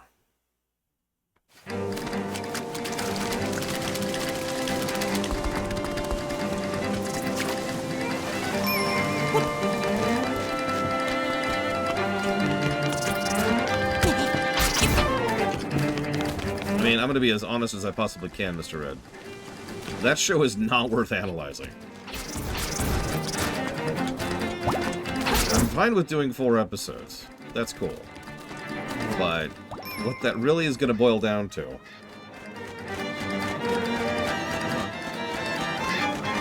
What that's really going to boil down to is us analyzing 1 episode and then making fun of the other 3.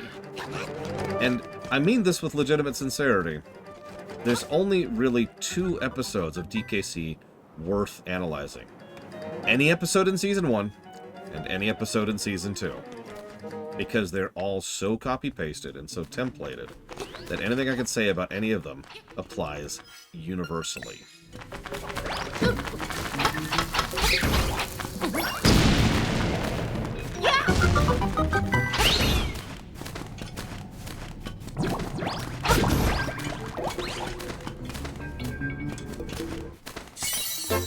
The aliens are attacking the house. I suppose it would depend on her tone at the time, Lord Harriman. If she sounded like in any kind of a normal tone, I'd be like, okay, tell me about them. And I'd play along, because I'd assume she's playing. If, by contrast, she sounded like she was serious, I would take her seriously.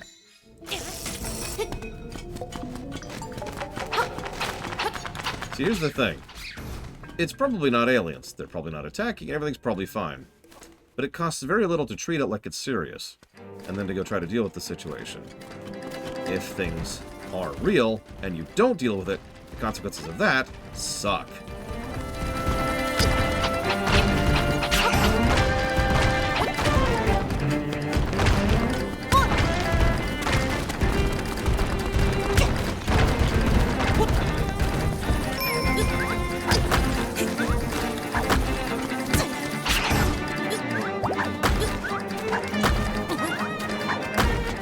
Nobody watches Reboot. Don't be silly.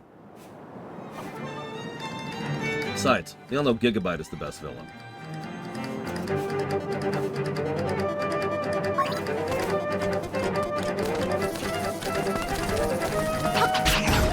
No, not hexadecimal.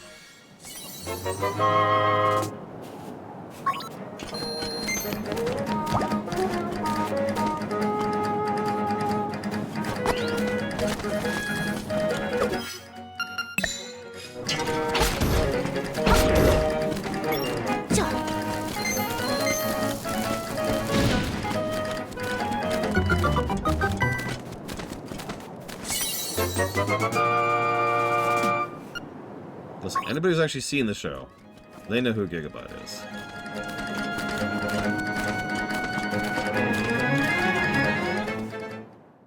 In all honesty, I actually didn't like Reboot that much. Oh, don't mistake me, it was memorable, and it's way ahead of its time. But,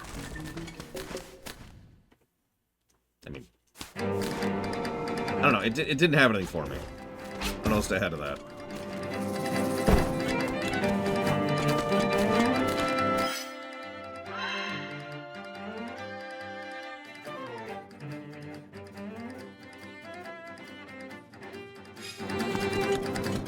Yeah, it was coffee. Good way to put it. Do I have to go all the way back around? Oh my god, I do. Yeah, Reboot is definitely an innovator. They really push CGI animation forward a lot. A lot. Like, I know some people who are like, ah, Reboot doesn't look that good. And then they look up when it came out and they're like, oh my god!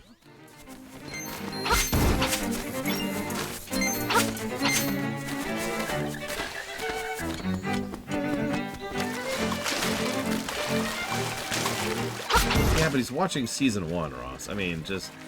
Does that even count?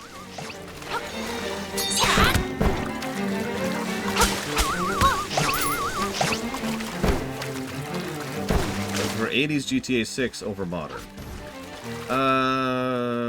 Yes. We'll go with yes. Not because I particularly like the 80s, but because I hate the modern.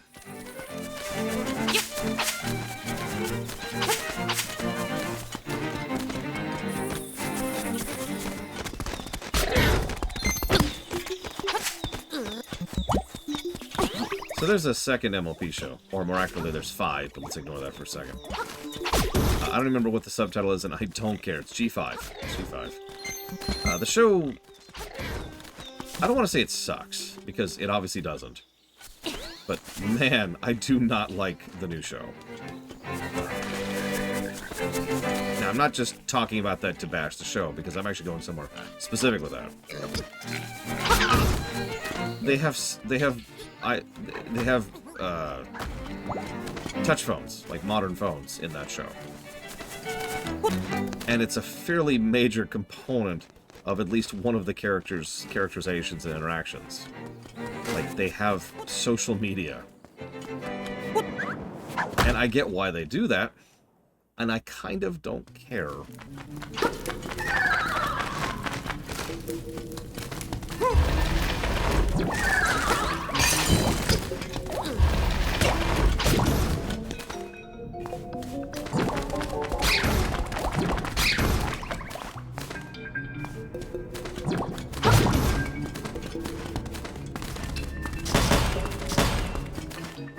I'm also one of those Luddites who thinks that kids shouldn't have touch phones or smartphones. Smartphones, that's what they're freaking called. God, Lord. Until they're a little bit older and a little bit more mentally developed. I am apparently in the minority on that one. I mean, so does Discord, but we don't talk about that, Ross.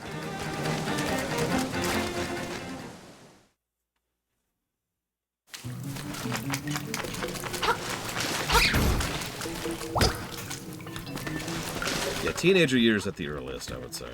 It kind of depends on the individual person, though. That's the other thing. If you're setting an age limit, then you're already doing it wrong. Because people are not robots. They have variances and varieties to them. You have to consider the individual when it comes to deciding, okay, when are you mentally and structurally ready for this type of thing? Because you're going to be bombarded with crap that's designed to keep you staring at it in a way that is arguably unhealthy. When you can deal with it, cool. Here you go.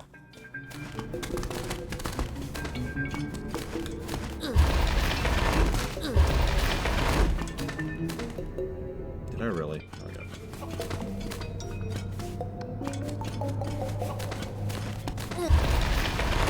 And yeah, and then just let them scroll forever. Okay, I apparently can't have brain.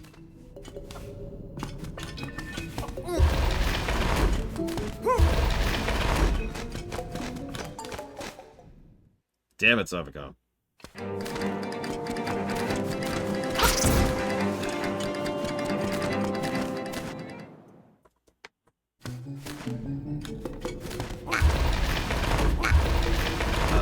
Probably, Euro.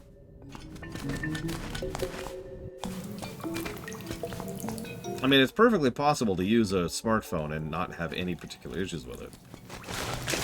I do, right? But then again, in the interest of fairness, I'm not the target audience for that. You know what I use a smartphone for? First of all, keeping up to date with people, so texts and Discord being two big ones. Second of all, business stuff. The primary vehicle by which I check my comments on YouTube and respond to them is via my phone. I also order food on it, because, honestly, the online app is terrible. And, occasionally I'll try out terrible video games in order to see how terrible they are. That's kinda it.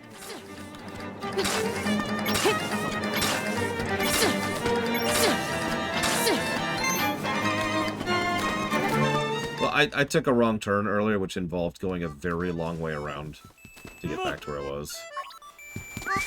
And that's kind of the frustration here. I was right where I needed to be, and then I went the wrong way once, and, well, now I'm still dealing with that problem.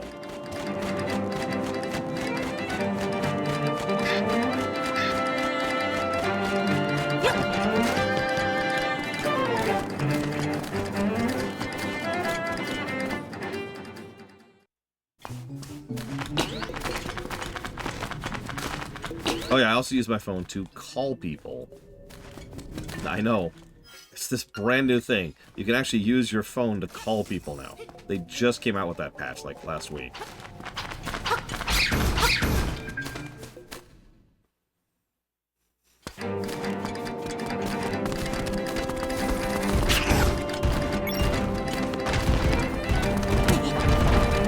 Of course, Link would remember this from LTTP. Why wouldn't he?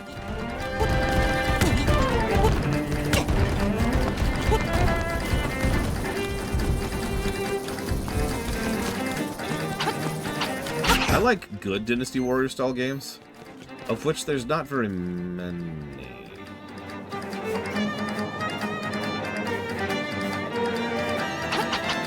Okay, now I'm lost, Cyclope.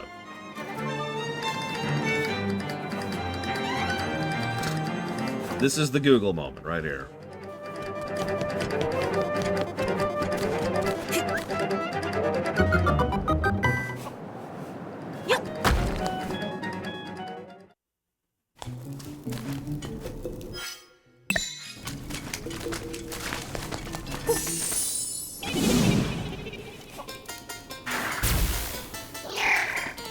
Hey, kid, you woke me from a fine nap.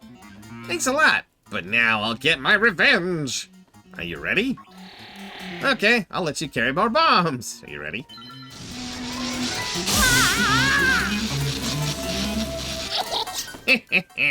You deserve it. Now look at all that junk you gotta carry. Take care.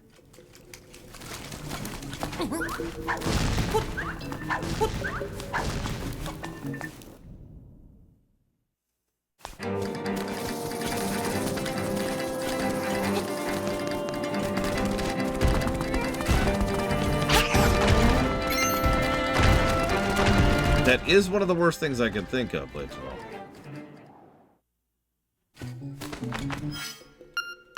Look, they're doing their best, Holly, okay?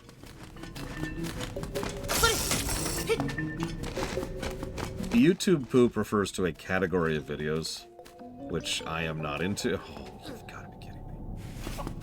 And therefore cannot speak of at length because I'm not into them.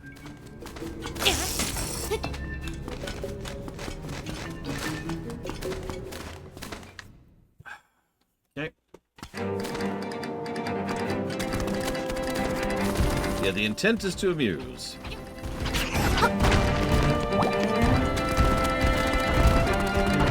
Whether they succeed or that or not, well, you know, that's its own thing.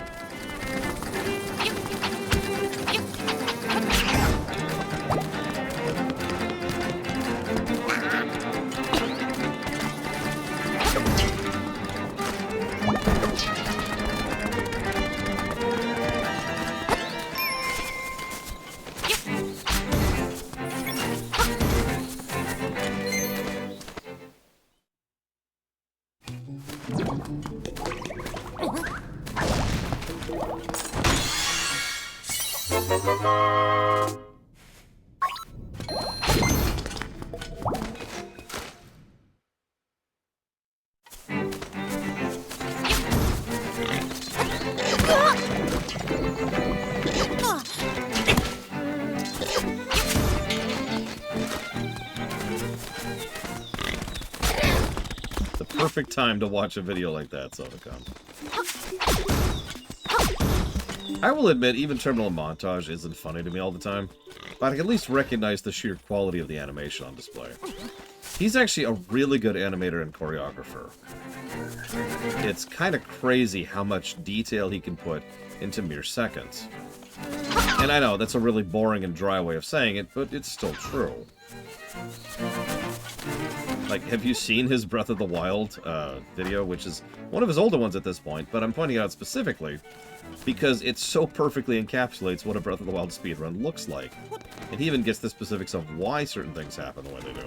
And you're not going to catch it if you're not paying attention, but I appreciate that. I am.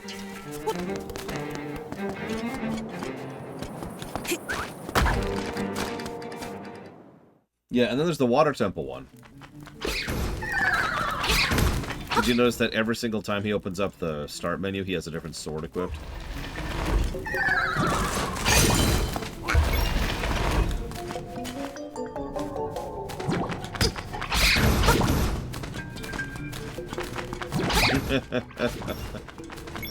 And then Ridley's response, nope.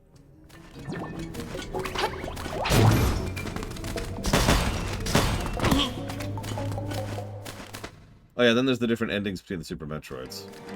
Like I said, Terminal Montage is very talented. I don't think he qualifies as YouTube by any real measure of the work. I will admit, as I mentioned, I don't like all of his jokes. And the Suavemente one is probably one of the biggest ones I've just never found funny. Having said that, one thing I do appreciate about him is he spends a huge amount of time on maintaining his own internal continuity.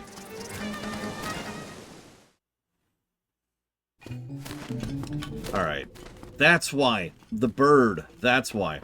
So the reason I kept skipping over this particular hole, Cycloud, is because I already went in here, realized I couldn't get through here, and just mentally put it under the, you know, I'll get back to it when I have the tool I need to get through it mental categorization. But I have the tool. It's this stupid bird.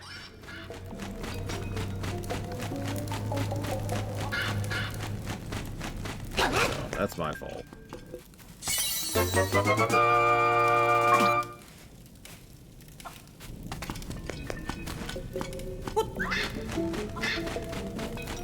don't worry, I'll be nurse the bird. Ah!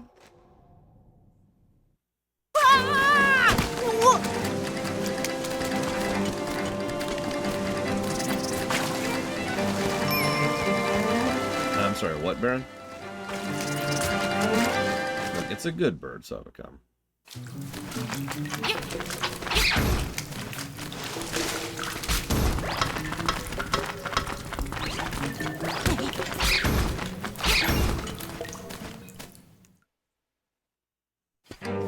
You know another YouTuber I never thought I'd like, who also I tend to find not funny, but nevertheless is a really good, high-quality YouTuber I watch regularly? Oversimplified. Probably helps that he's trying to teach actual history, and I can verify that a lot of what he's saying is, while oversimplified, nevertheless true. Like, he's not obfuscating or just Wikipediaing.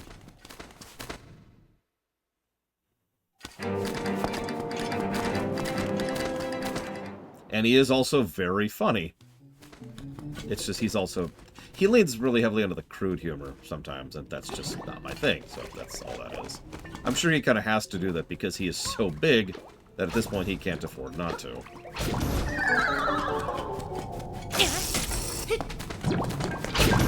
He is one of the bigger YouTubers right now.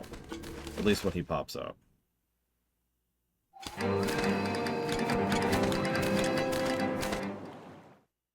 Yeah, exactly, Talia.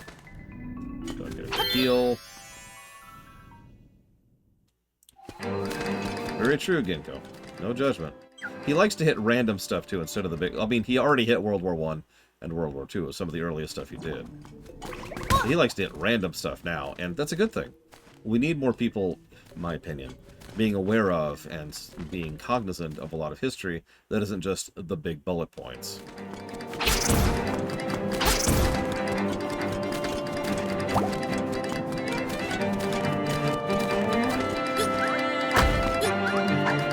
John Strife High is someone I have tremendous respect for.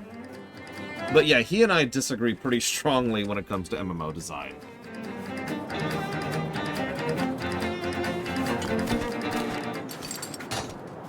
But that's because he's in favor of the old type of MMO design. I'm in favor of the new type. Chat program versus actual video game.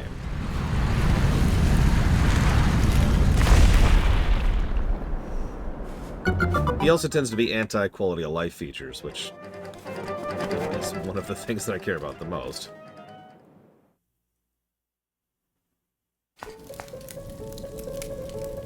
Another really good remix, by the way.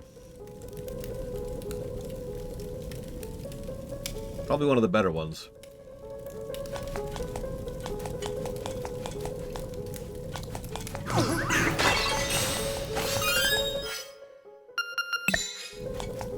Yeah, this dungeon's gimmick kinda sucks.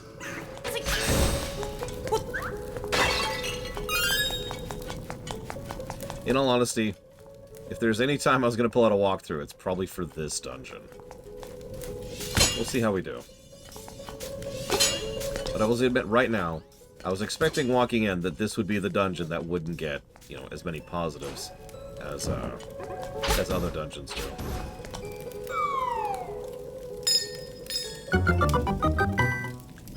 That's a really good question, Talia.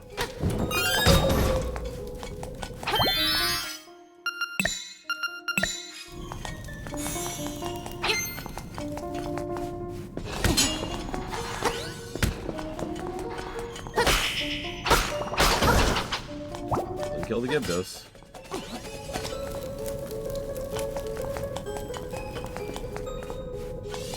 By the way, what you just saw is not the gimmick of this dungeon. We'll get to that.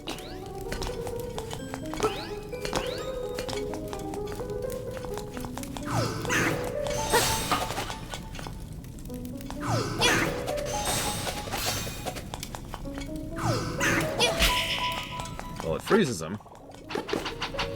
But otherwise, no.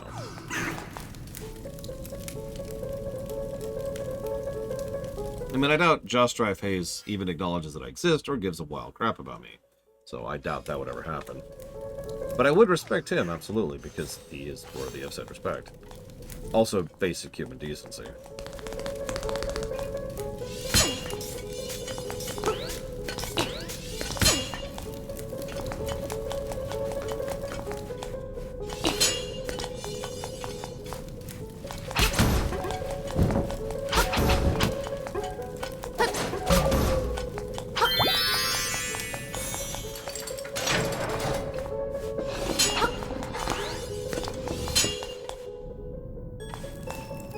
I think people's opinions of this dungeon boil down to how much of a pain in the arse you remember it being.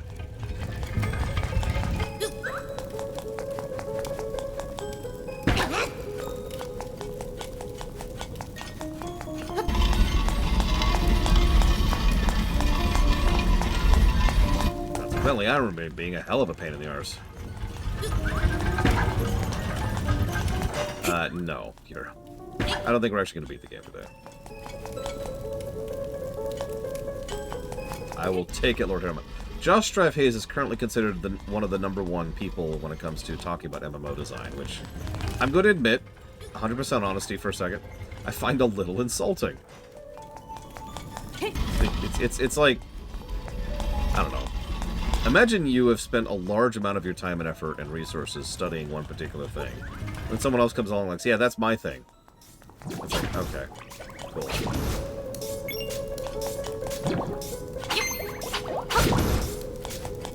It's just irksome. It's not anything he's really done wrong. It's just irksome. It's just YouTube, isn't it? YouTube being YouTube.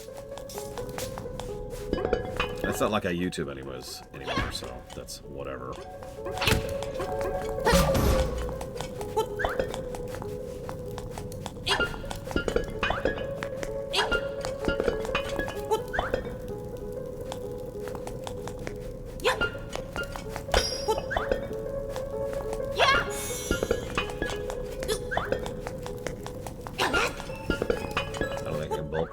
I think I have to actually have the thing down.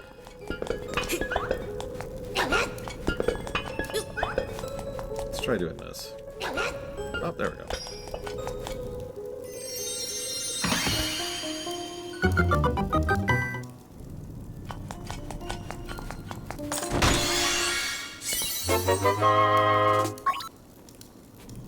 So here's the map of the place. But as you'll see, it's actually 5 floors.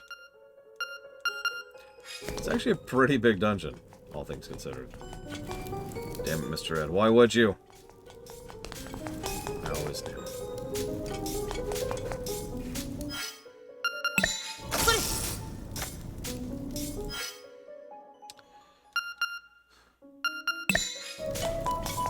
You were supposed to restore balance to the Streaminations, not leave them in darkness.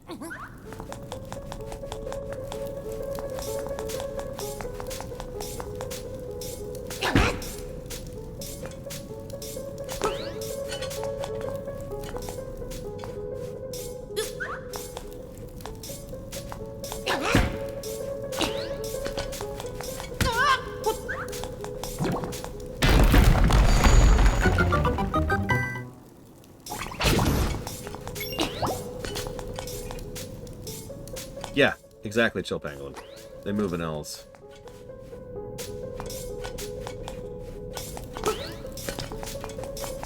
So in case you haven't figured it out yet, the main gimmick of this particular stage is that there are 4 pillars, and you knock them over, and they change the layout of the dungeon by causing part of the dungeon to collapse in on itself.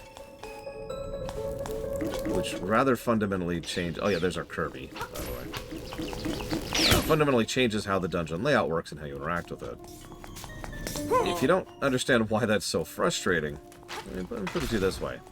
If you're playing a Zelda game or any kind of puzzle game like this, you probably have at least a little bit of a mental map of what you're doing and how you're doing it. The area, the layout, the stage, right? That's pretty normal. But now that mental map is going to change.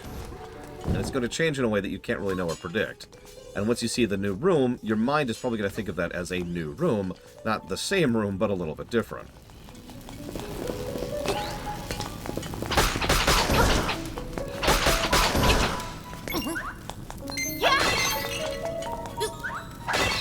You know, in this version, I actually have no idea if the map changes. Yeah, that's the other thing. Just getting the iron balls to the pillars can be very frustrating, because if you make a major mistake, you pretty much have to start over from the beginning. Which is exactly as fun as it sounds.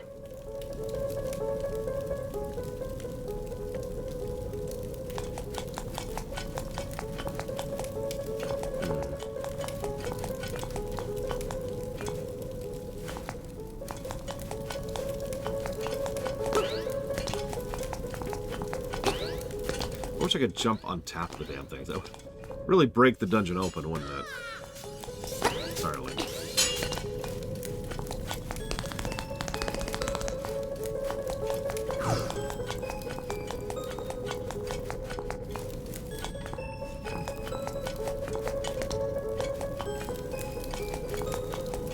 Oh yeah, and unlike Breath of the Wild, you can only access a chest from a certain angle. That's true in a lot of these games.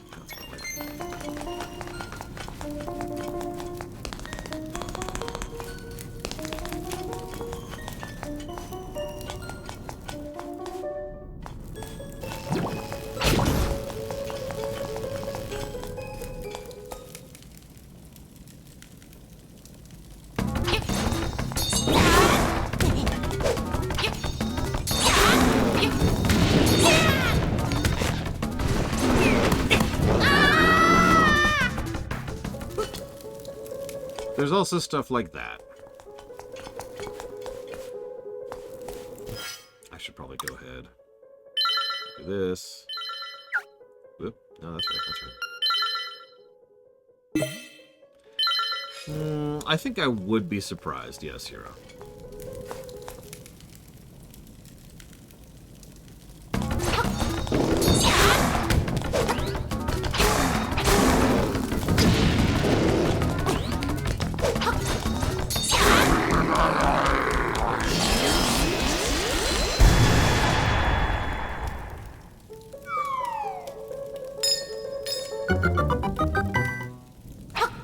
I like that. Can we make that a verb now? Get mold-ormed.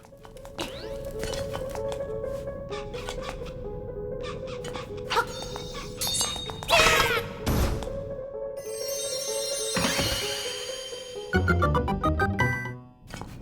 be able to get to that a bit later.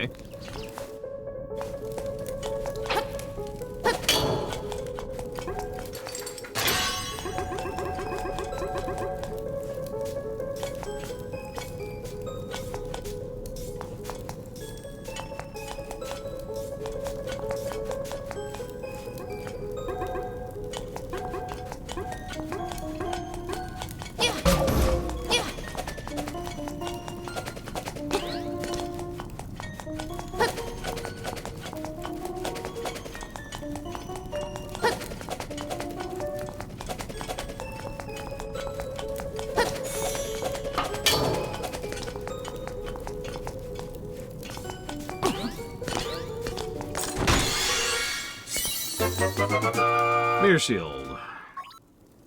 I believe actually mandatory to progress the game. And a little bit improved in this version.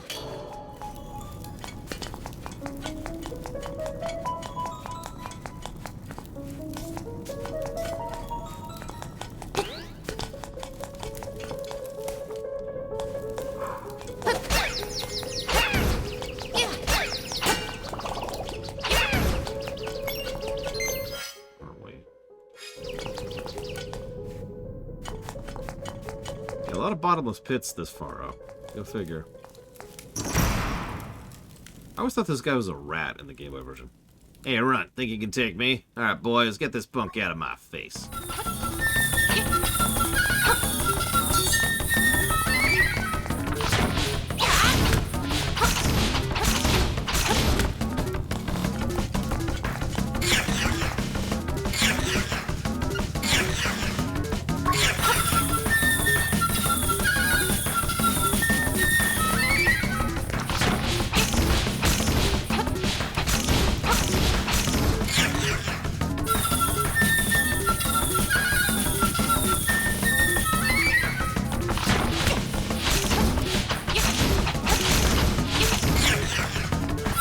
keep leaving just one.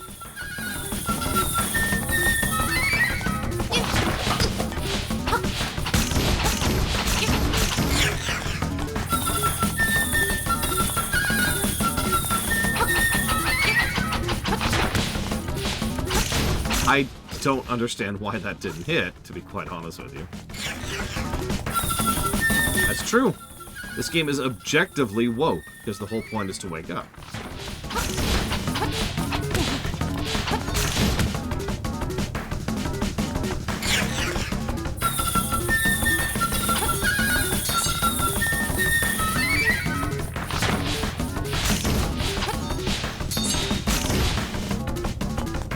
Yeah, I don't remember having any issues with this. I don't really have any other weapons for this kind of a situation.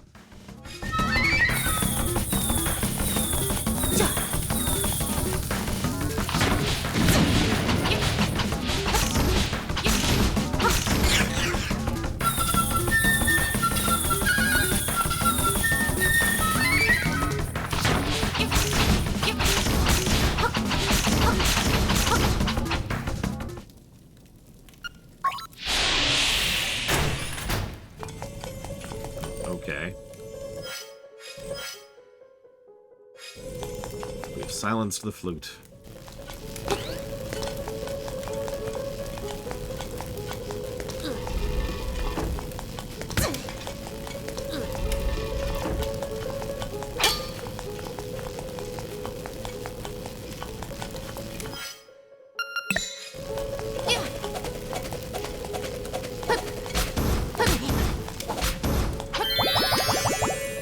Interesting.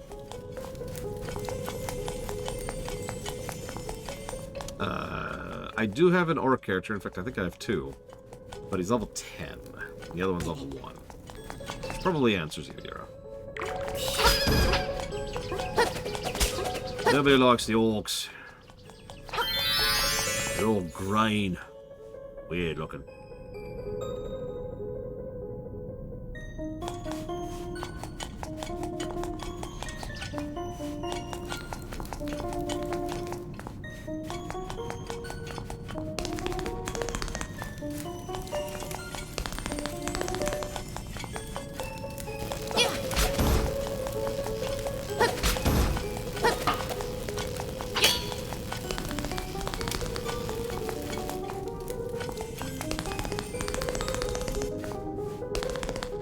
That really is the weirdest sound effect. I don't mind it, it just sounds very strange.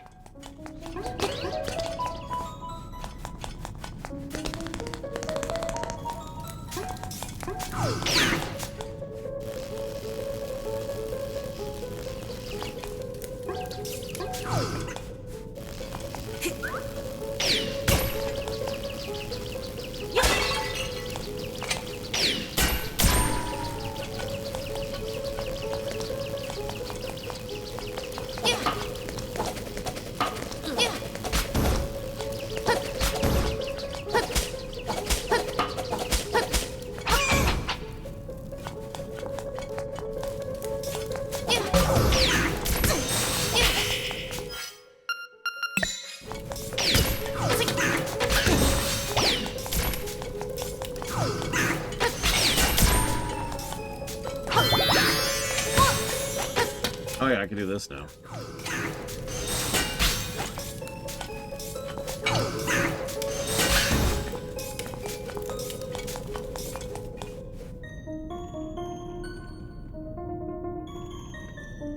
About 2 minutes ago, Talia.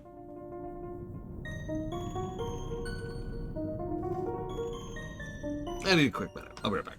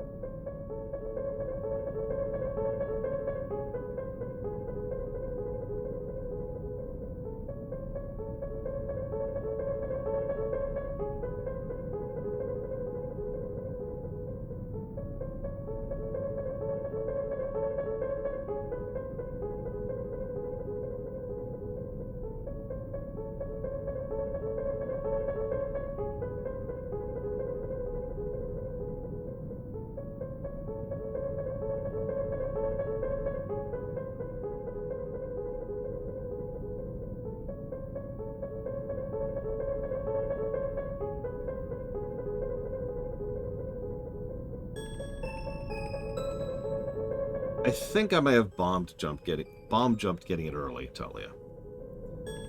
That is possible. I feel like I bomb jumped twice already, actually, in this very dungeon. Okay, so dead end. Twice, actually.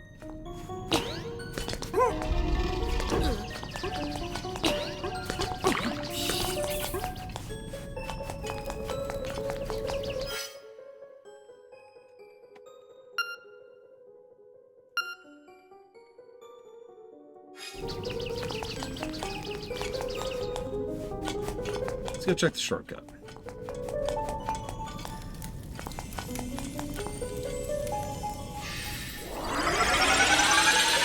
And let's play Raid Shadow Legends. Oh my god. This game is so engaging. It's so perfect in every way. Oh my god. Sorry.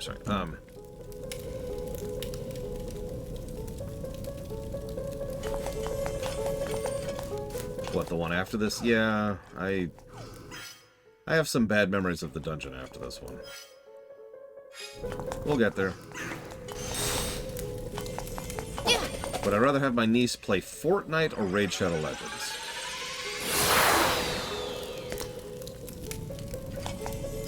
Let's see. I can feed my niece Hemlock or Arsenic.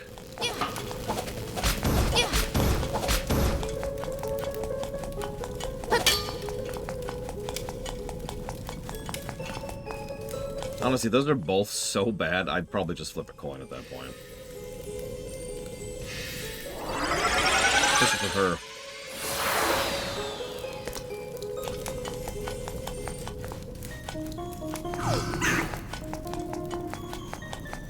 I mean, she already knows construction pretty well, so...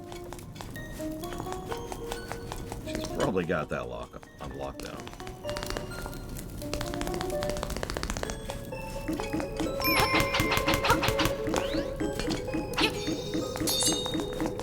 Die, Kirby. Die, Kirby. Die, Kirby?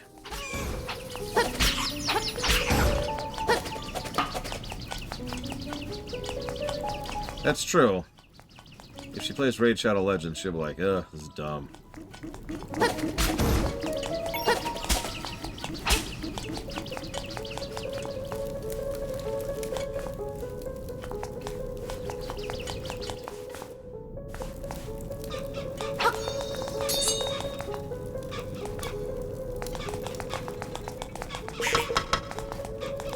God damn, frickin' fly.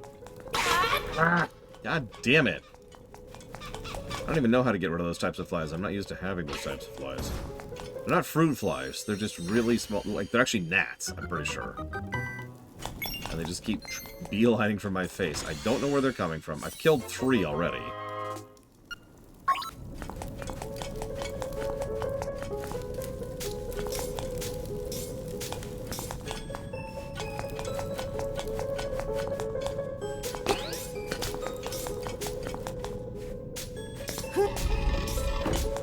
Where'd the ball end up?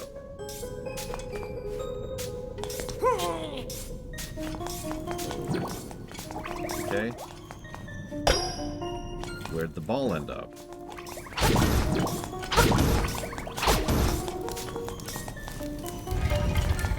Why did the ball reset? Of course, I know the answer to that. It's because this dungeon sucks. Whenever the ball falls into a hole, it shows up here again.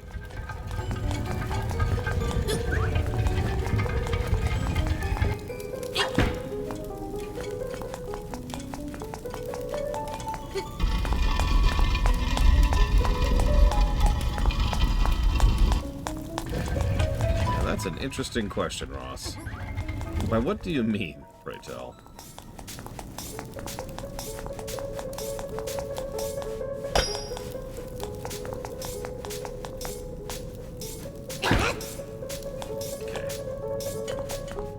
I have, in fact, played Fortnite, yes. Although, I'll be honest, it's been a minute.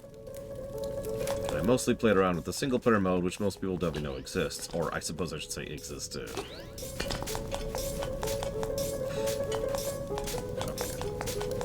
So the ball's there now.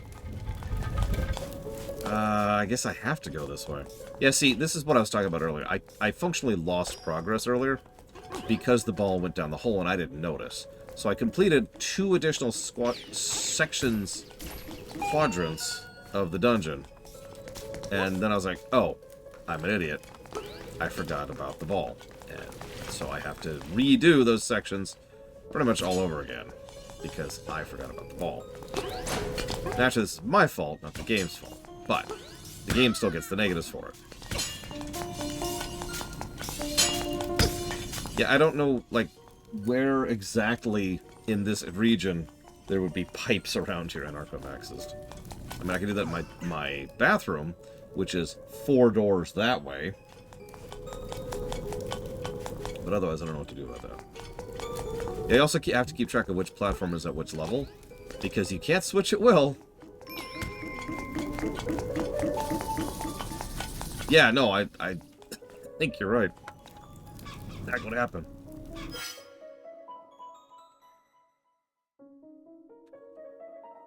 No, I don't keep trash or litter in my room in Arkham Axis. I don't like that for obvious reasons. And a more clean sword. No judgment. Okay, so now we can grab this, pull it in here.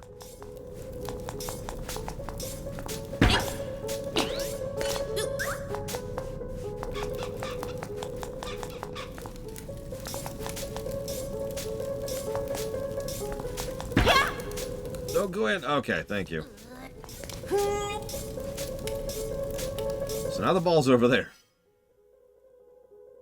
Okay. Now I gotta remember how to get over there. I think I know how to get there. I think I know how to get there. Yeah, shutting the window is physically not gonna happen. Unless I want to slowly die of heat stroke.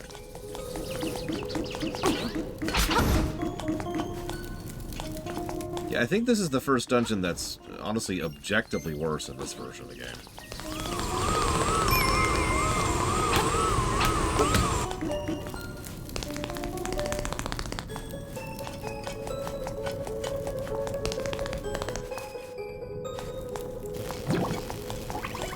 And this is it, right?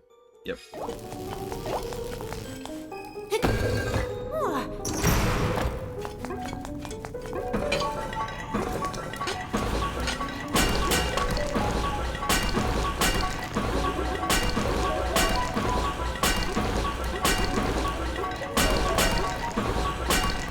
Here's a question here. What looks better?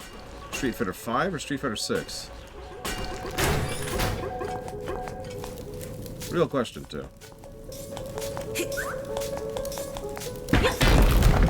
Yeah, I see what you mean. The ball just goes right through the pillar.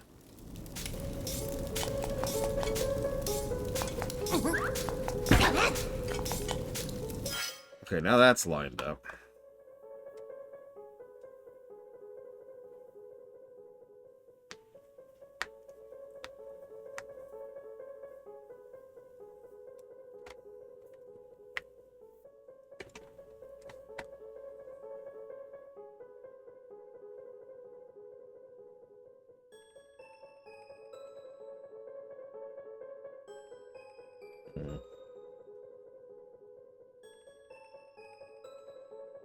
Alright, here's the real question then, Nira. Street Fighter 2 or Street Fighter 6?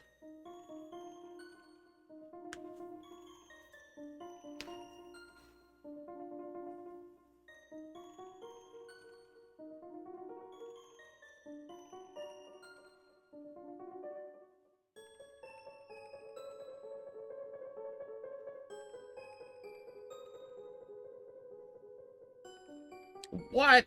What? Alright, you're fired, Yura. You're fired.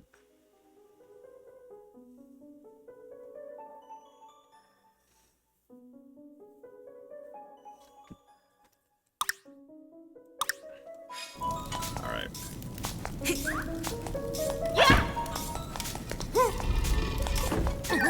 I'm kind of making this up as I go, but I think I want it over there.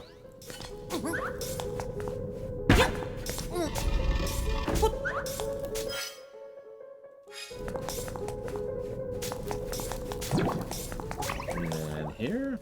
Nope. I don't remember where the last pillar is. I think it's here. But I don't remember how to get the ball over there.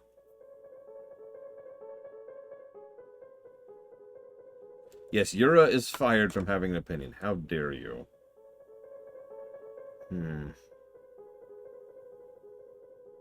I guess, yeah, Talia.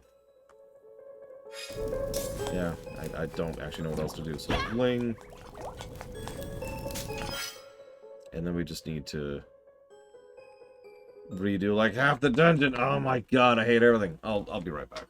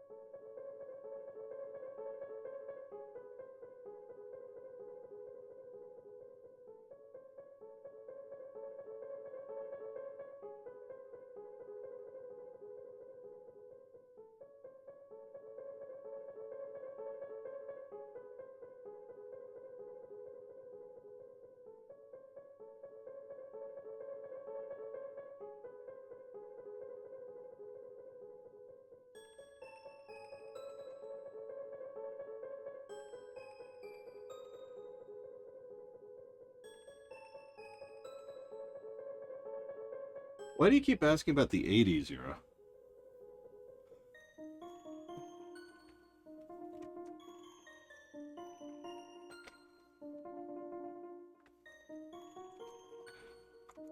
But why, Yura?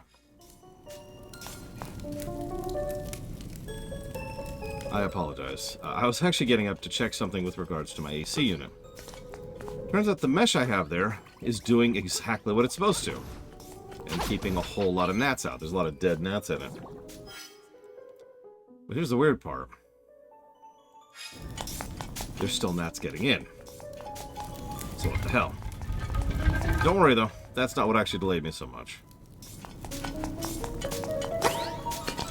probably thinking, well, but what did? Well, I'm still not feeling super healthy. And that's all I'll say about that. I do apologize for how long that took.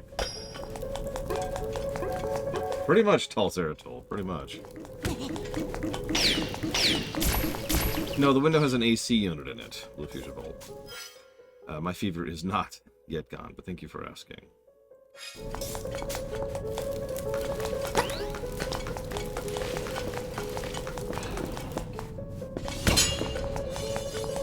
Every time.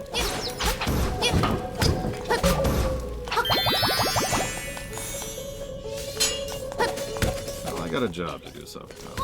And that job is to beat Link's Awakening. Probably tomorrow. I think it's possible I could beat this game in the next hour. But it's not happening. Like, for real. It's not happening.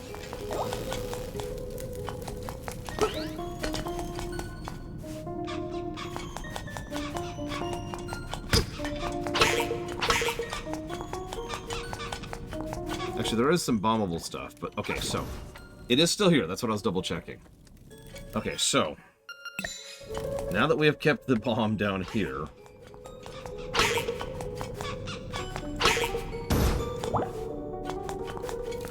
now we need to hit the corridor.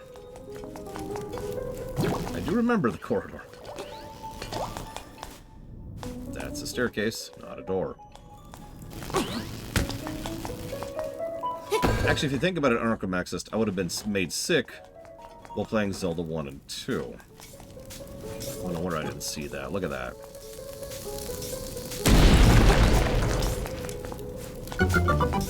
Yep, and there's the pillar. The final pillar. That's the mean one. I have distinct memories of playing this and having a game fac up.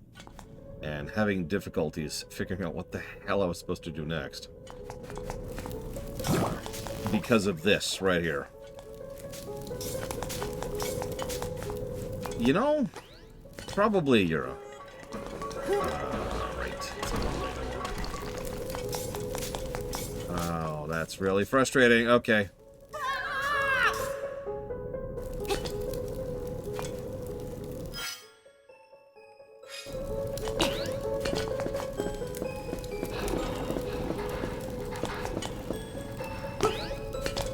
Well, yeah, that's because Breath of the Wild isn't a bad game. It is too long. I absolutely stand by that. So, and I do think that it could be a better game. It's not a bad game.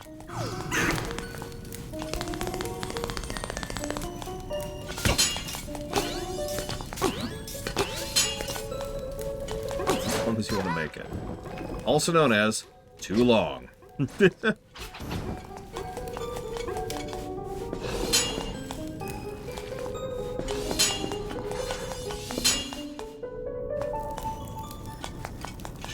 This.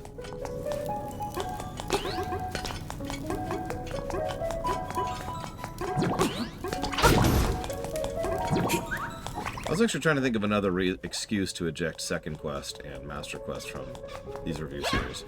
The problem is, no matter how I think of it, I just can't come up with an excuse to do that. There's no feasible excuse for them that I can come up with. Now, granted, we don't cover all content in a particular run. But, like, you know, PFR rules there. You know what I mean? Okay, any percent, I assume you were looking at the Switch version, Ross. If you are specifically looking at the Switch version. Oh, that one bounced. Do you see that? I'm going to guess 32 minutes.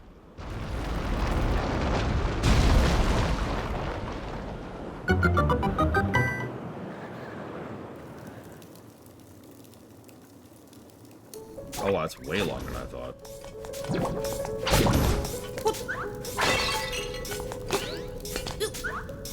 Speedrunners need to do. Speedrunners need to up their game. Good lord.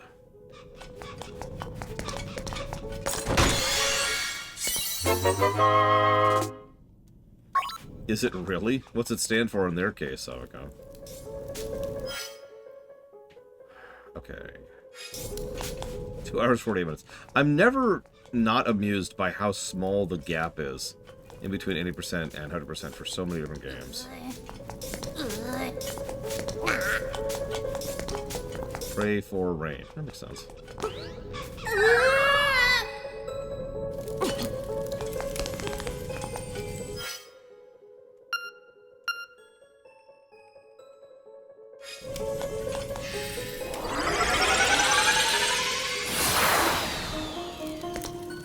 Persona 5 Royal. But you know. Come here, Goombas. Come to me and die.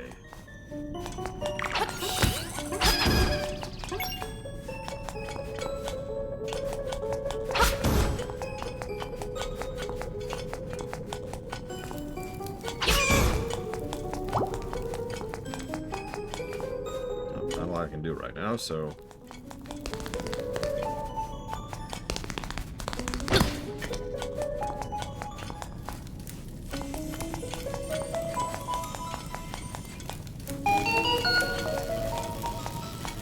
does hold a secret, but what? What could the secret be? I've got it. Or, whoops, no. That's not the secret.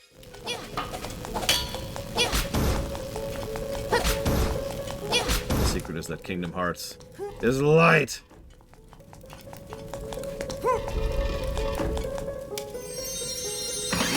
Fairylost feels more like a forest to me, personally. Jungle is more like Stranglethorn, you know? Wait. We're good to go, then. We can skip, like, the whole rest of the dungeon. Right?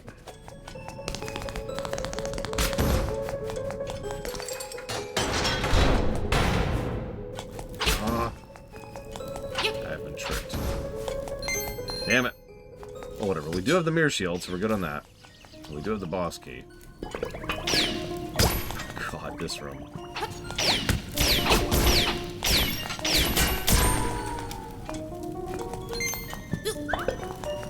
Okay, so it's this. Okay, okay.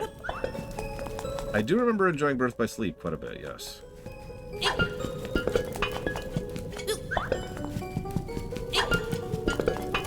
dang it. Okay. In fact, by memory, it's my favorite Kingdom Hearts game.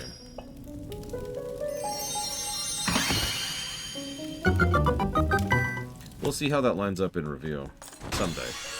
I'm in no hurry on that. That's going to be a huge review. So let's not make the queue any bigger than it is. 3 games just got funded. The WoW block is just getting pushed back further and further.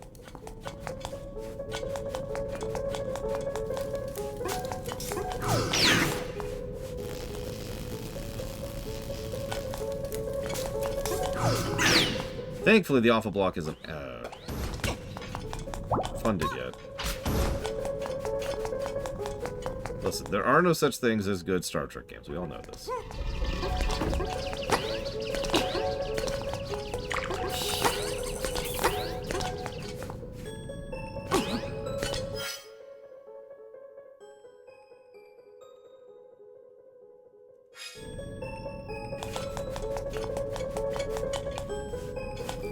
Oh, duh. I think I missed that the last time I played this, too. Hi, Sean.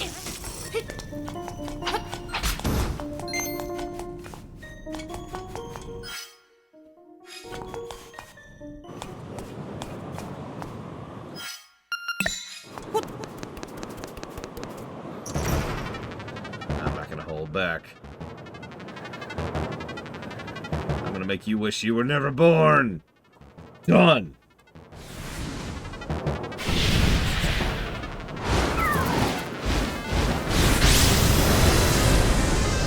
It's legal. Wait.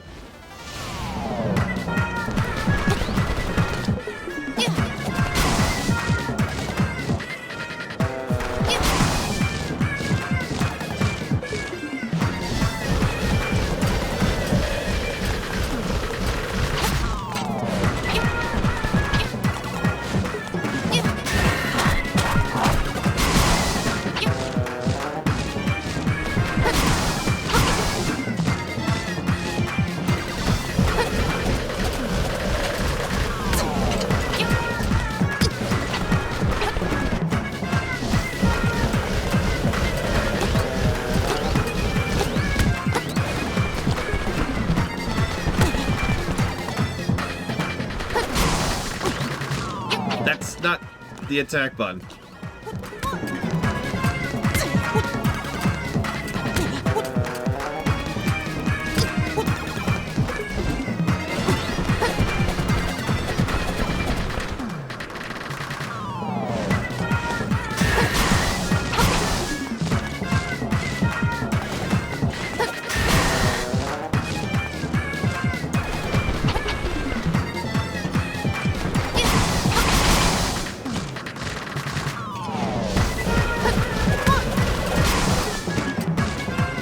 I can't believe that worked.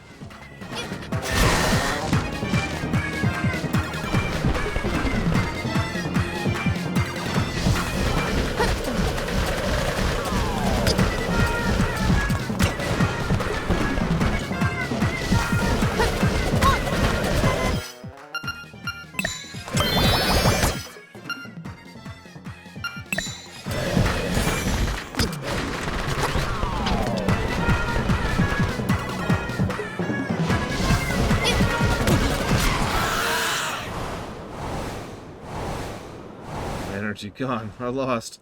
But you'll be lost too if the windfish wakes. Same as me. You are in his dream!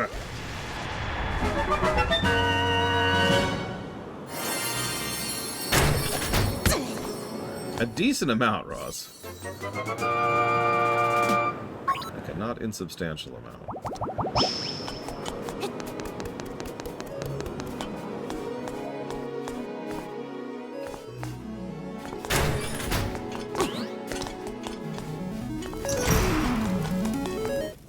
That would be really funny. Play triple.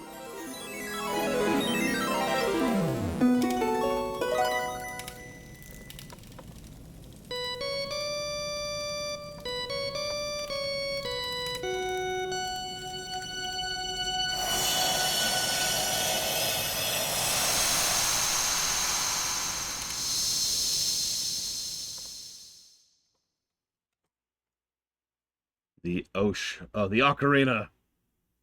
Said, oh, I thought that said ocean for a second. The music of the ocarina leads to death. Or, I mean.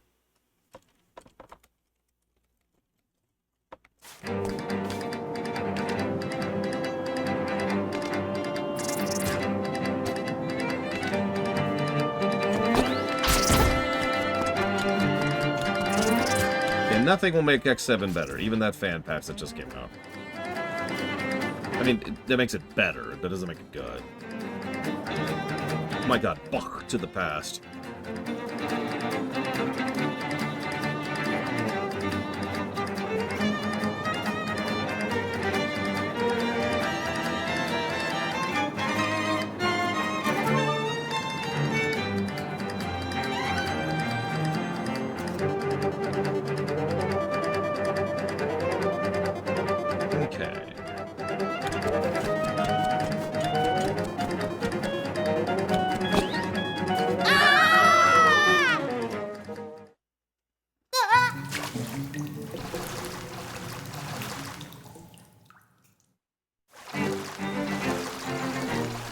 He's got a good sense of rhythm.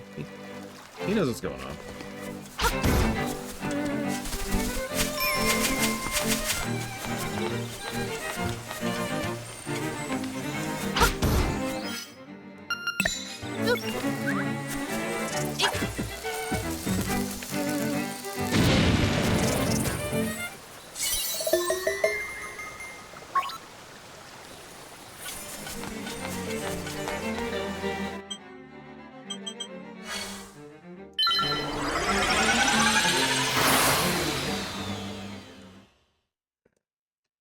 I mean,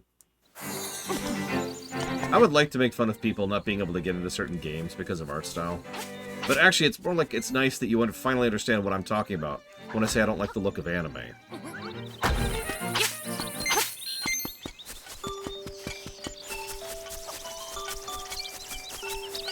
It's vindicating, you know?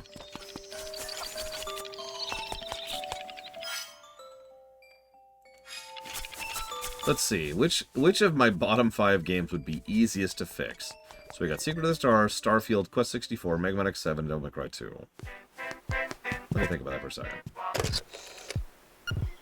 The head of the turtle's in your way? Put life into it, it'll move. It's true. Well, yeah, but... okay.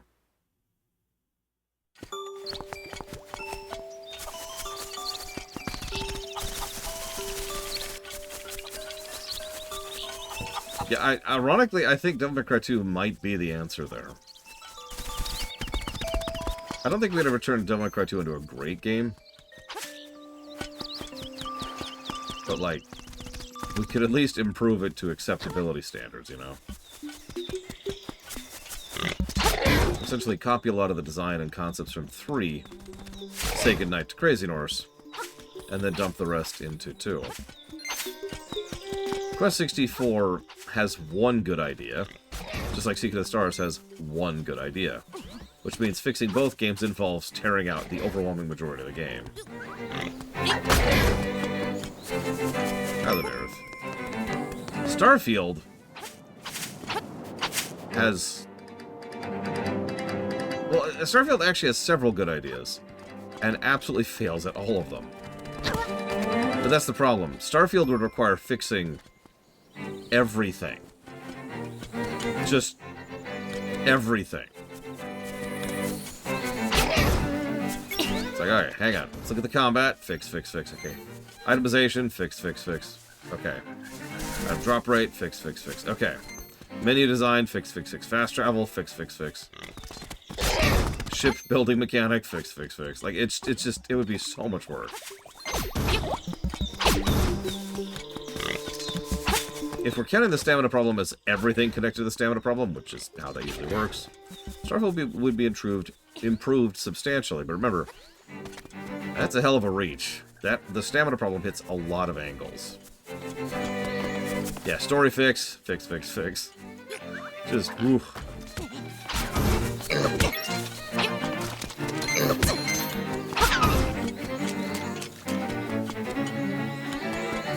So... oh, and Mega Man X7 is garbage through and through. I honestly don't think there's any fixing that either, for pretty much the same reason as Starfield. Mega Man X7 does everything wrong. Everything. I did not know that, Euro. That's insane.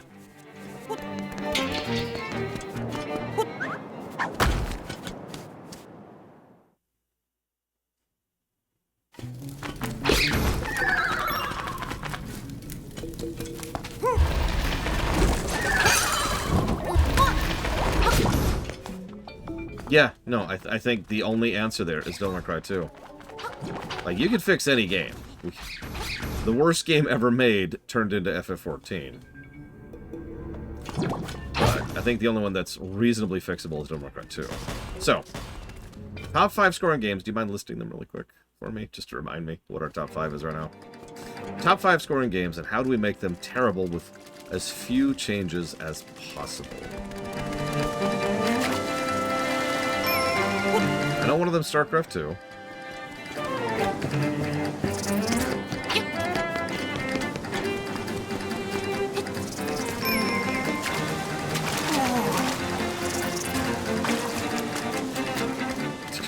True enough, Sopicom. So, StarCraft 2, Diablo 3, Mario Wonder, Grand Theft Auto 5, Super Metroid. Yeah, remove the good ending from GTA 5. That makes that game substantially worse with one simple change.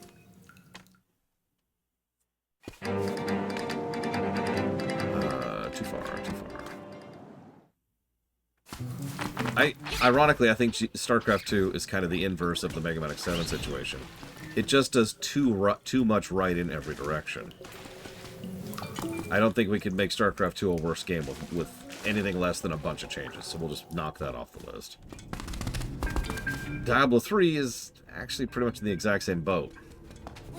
You might say, "Oh, just turn it back to the launch," but that's not one change. That's like 1,000 changes. Diablo 3 did launch in a bad state, and then it was patched and patched and patched and patched for years. So, I think both of those are off the table for minimum changes. So that leaves Mario Wonder, GTA 5, and Super Metroid.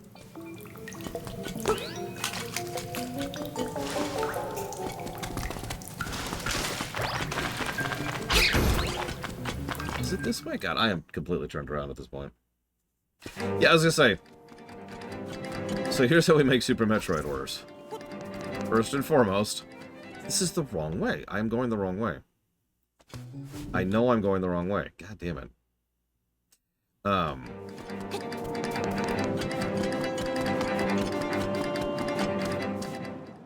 Remove all checkpointing in Mario Wonder. Yeah, I agree with that. That still wouldn't make the game, like, not amazing. It would just make it no longer top 5 territory.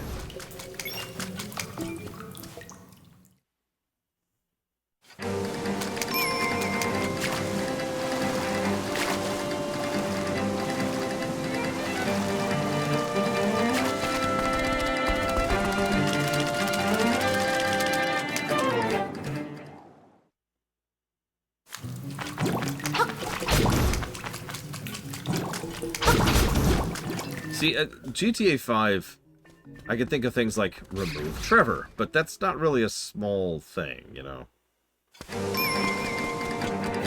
That's not one change. In any real sense of the word.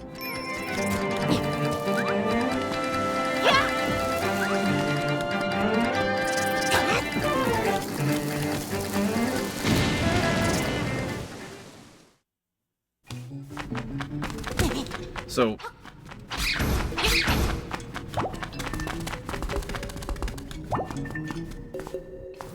yeah, honestly, I think I'm going to actually answer with Super Metroid. Here's the deal. All of the games you just mentioned have solid cores. And changing those cores isn't really going to do much to make those games... or rather, is going to do much to make those games worse, but it requires a whole bunch of changes to make that happen. So, what we do is we try and think how many of those games require that polish to really be good. And Super Metroid, well, that is why Super Metroid is Super Metroid. It's because of that amazing polish.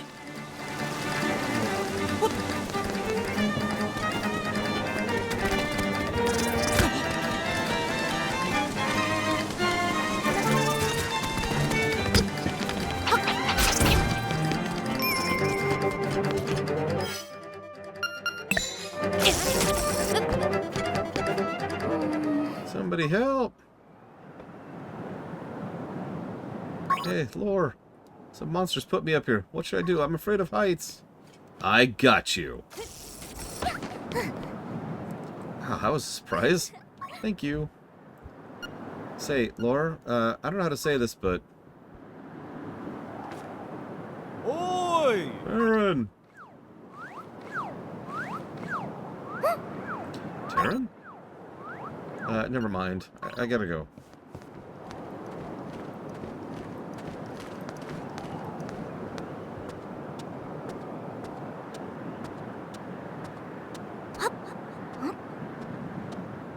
The best part is, because this is Link's dream and Link's subconscious, well, that just says a lot about how he views his relationship with Zelda.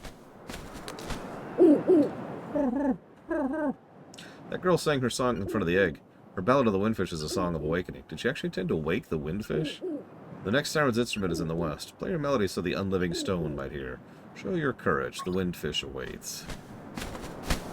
Oh yeah, by the way, to add further sadness here, remember, this Zelda, not Marin, Zelda, she goes on to be sealed in stasis for however long, until the Link from Zelda 2 actually wakes her up and, you know, restores her. So this Link and this Zelda will never actually get together.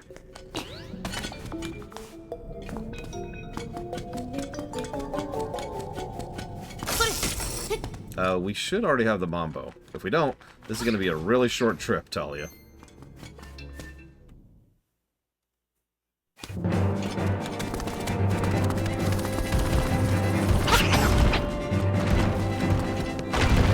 You know, if I'm being completely honest with you, Ross, yes, I don't have a phrase for it. It's not sushi. Sushi kind of refers to a different thing, right? That's just something that's good regardless of quality. Or rather, something that's enjoyable regardless of quality. But something that is so good, I cannot imagine that people don't enjoy it. So keeping with our food theme, we'd have to name it after something food. But the thing is, it's easy to understand such a concept. I'm sure most of you in chat can think of at least one thing right now that you cannot believe other people don't enjoy.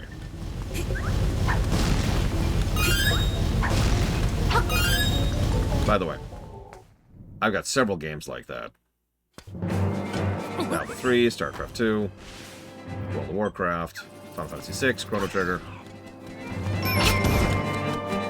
Sugar. Just sugar.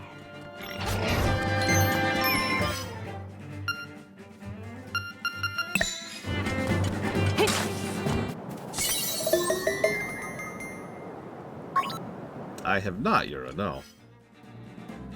Although Shadowbringers has a lot of issues with it, so that wouldn't surprise me too much. I actually used to do pixie sticks. I'll admit it. To my great shame.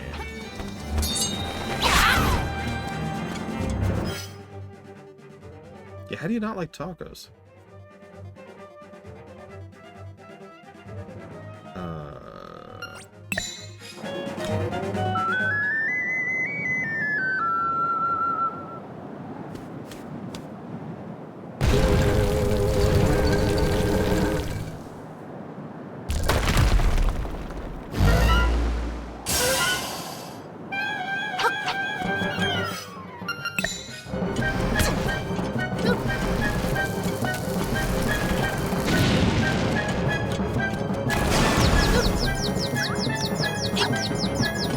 Really, game?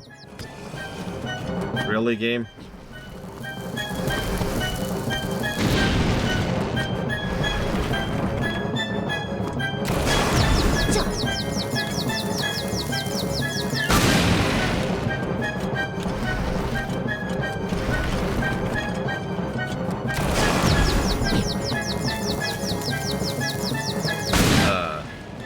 Well, I've never played any Battle Network game, Blue Fusion Volt. So I suppose by default the answer is no, but not because I'm not interested. Or rather, not because I'm negatively interested, just because I have no interest.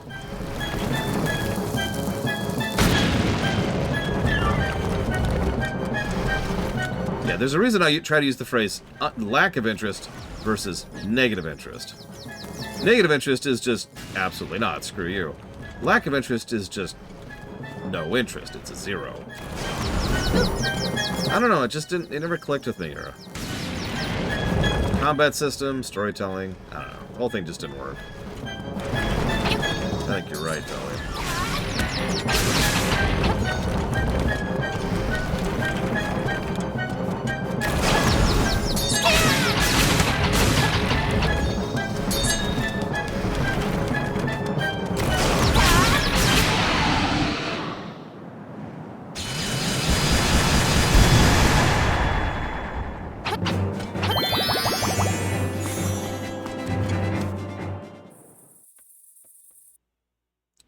Functionally the last dungeon. Turtle Rock.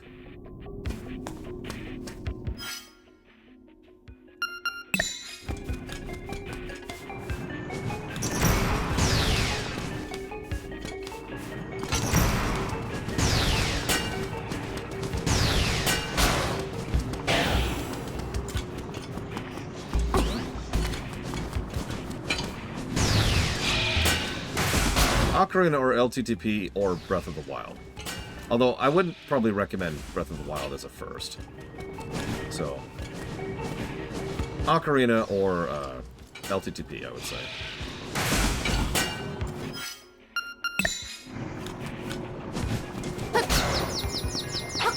Those two games are... That's Zelda right there.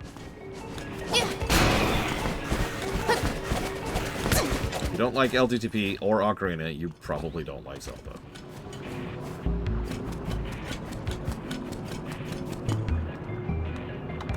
So Lord Harrimont asks something. That's already scrolled down. Do I have an art style that appeals to me most of all? Actually, yes. There's several. But one in particular. It is the Blizzard art style. The one most dominantly seen in World of Warcraft, StarCraft II, and Diablo 3. I am quite fond of the Blizzard art style. Nothing else has ever actually emulated it, really. Or let me say that more clearly. Nothing else has ever emulated it correctly and done a good job of it. The Blizzard art style is kind of unique to that team. Plenty of people have tried, but as anybody will tell you, most of the wannabe Blizzard stuff looks a lot like we have Blizzard at home kind of stuff, you know?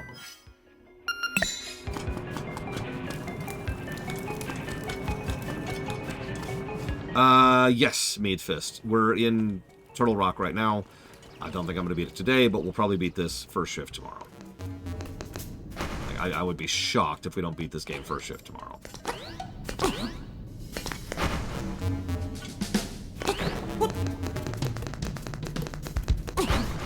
That's a good question, Linnerith. If you figure out the answer to that, let me know.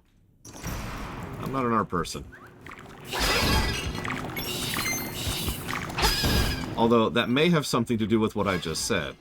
As you notice, I specifically mentioned games that came out about 10 years ago. Or in WoW's case, a lot longer than 10 years ago.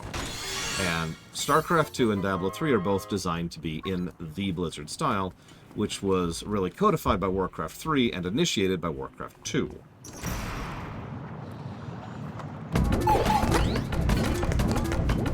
In other words, for example, stuff that's come out since then doesn't really look like the Blizzard style to me. Overwatch is actually a pretty good example. Overwatch looks more like Pixar than Blizzard.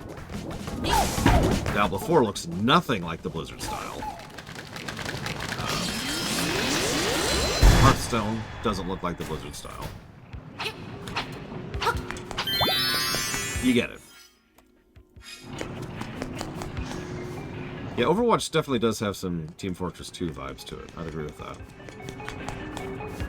Heroes of the Storm is actually closer, but that's because that's literally the StarCraft 2 engine, so that makes sense, right?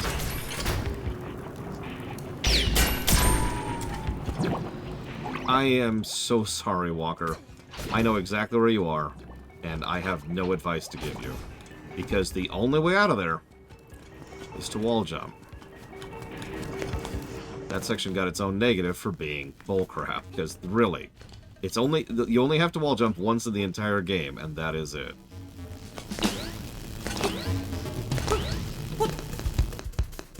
I understand completely. I'm probably thinking, can't you give me advice on how to wall jump? Wall jumping in Super Metroid just happens so instinctually for me at this point that I'm not sure if I am capable of giving you advice on doing that.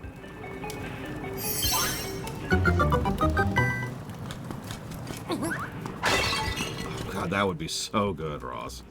I like Super Metroid a lot, obviously, but Dread's controls are supreme.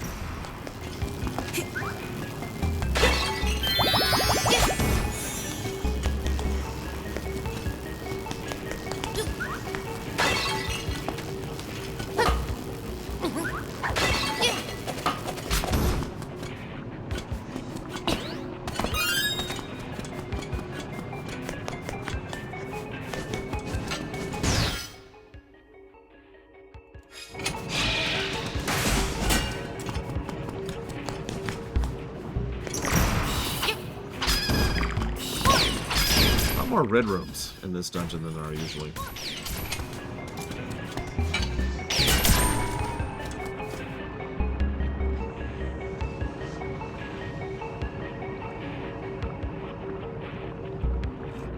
Hang on a second. Hang on. Just give me 1 second really quick here. No reason.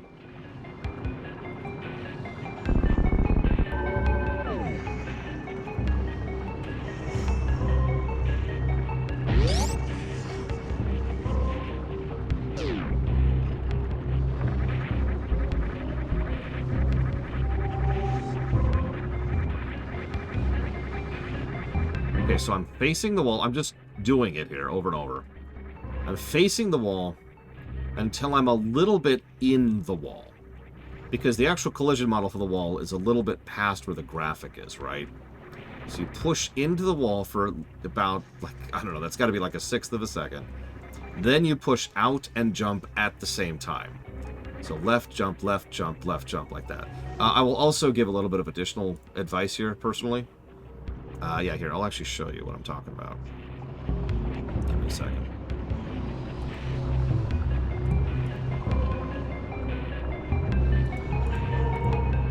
Game. There it is. Alright, so, granted, I actually have space jump on this particular save. Just bear with me. I think I should turn that off. There we go. So, like, watch this. So you see how I go into the wall a little bit? Wait until you're all the way into the wall there. And that's when you tap away and jump. You also have to be spinning to do this. And it's easy to lose it, as I am demonstrating several times here. Does that make sense? No, of course it doesn't. I'm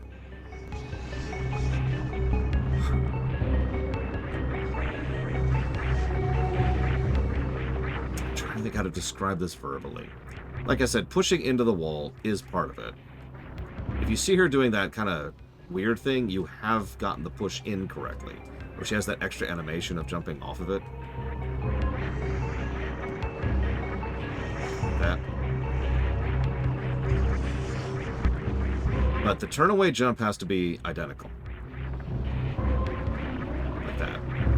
That's honestly the best I got. I apologize. Like I said, it's extremely muscle memory for me at this point.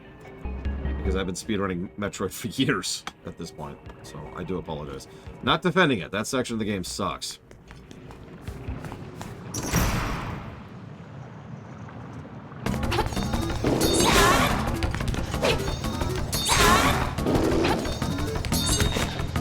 Oh crap. I disagree with that.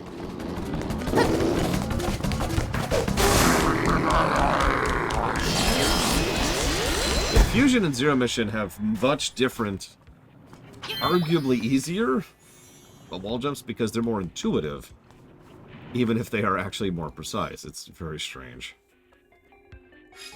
And yeah, I will admit, once you figure out wall jumping as a regular thing, that game completely opens up.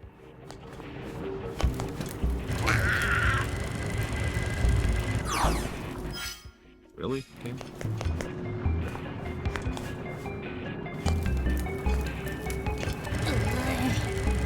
This game gets a plus for the fact that Super Metroid has wall jumping, obviously. I mean, duh, right?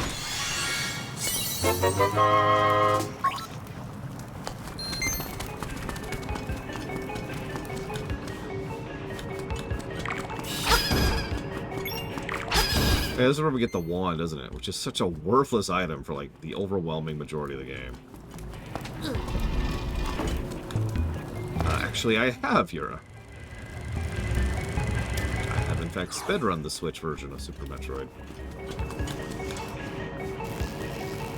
Yes, I agree with that, Yura. Ross.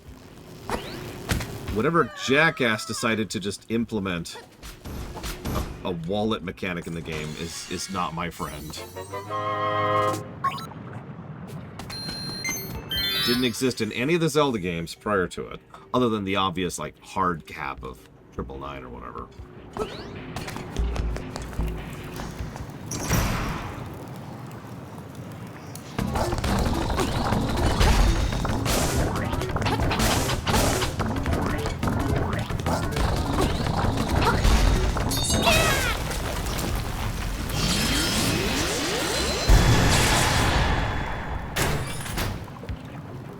I get that they wanted to encourage us to do Gold Skulltulas, but can you do it in a way that isn't bullcrap?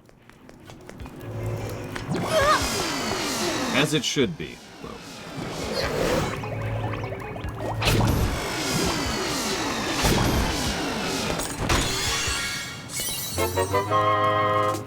I will take that as a compliment. Savacum.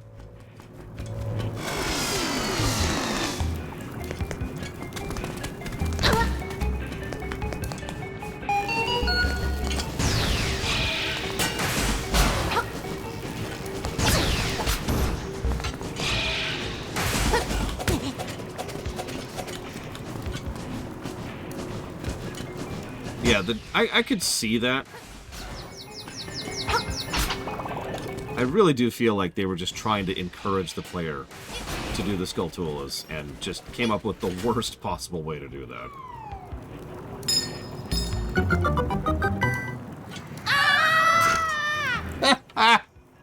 As it should be. All is in balance with the world.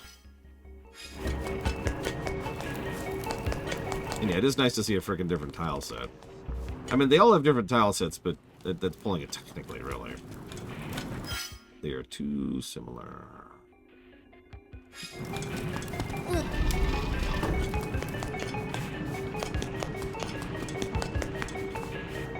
See, that's what Bregman said, Sophico. That's not the jump button. That's not the jump button either. That's the jump button. There we go. I can't wait to play the next Zelda and have the jump button be the jump button. It's gonna be nice. How would I design the Gold Skulltula? Well, first thing I'd do is I'd come up with 3 types of rewards. You have your mundane reward, your cool reward, and your powerful reward, okay? Now, which one is the last reward? That's debatable, and that's the kind of thing we debate around the meeting room, right? So, okay. But we would want to have at least one of each. So mundane rewards is like art pieces, rupees, bag upgrades, bomb upgrades, stuff like that.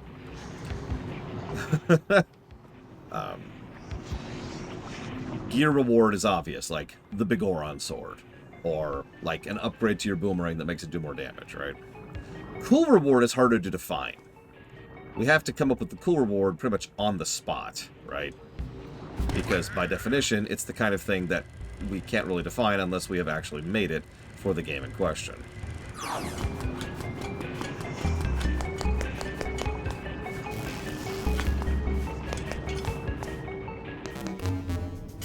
And of course we don't have the wand. Okay, that's worth noting.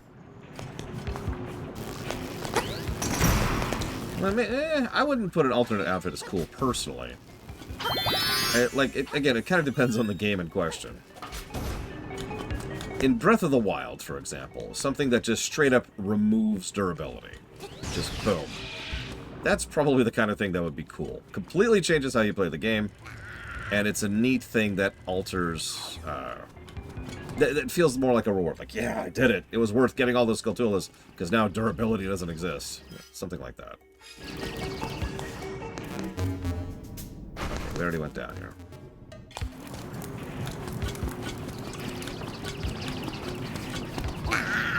The mini-metal thing follows the exact same precepts I was just describing, if you're paying attention, Zavika.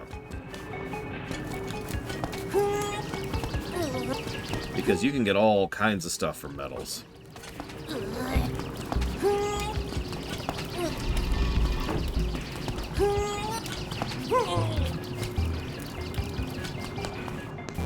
Or yeah, if we're talking about Ocarina, maybe something that makes your spin attack hit a huge area.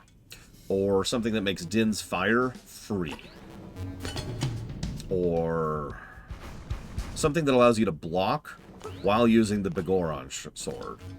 That's the kind of thing I'm talking about. Hello, Game Geek. In a game like this, I'd have to think about that.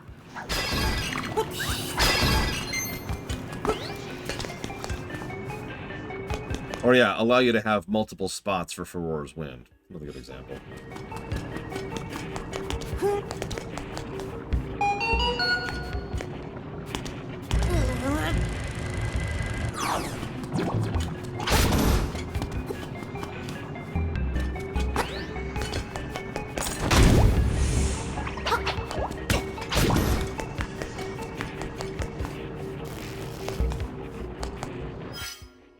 Well, that was not as helpful as I was hoping. Okay.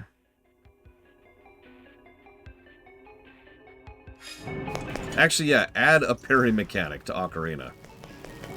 That sounds kind of cool. I suppose. Ideally, you could parry with your sword. I did that turn. Or your shield. So, or... Now, the catch with that is you'd have to kind of design other mechanics around that. You'd have to prep for that. But I think that's at least doable.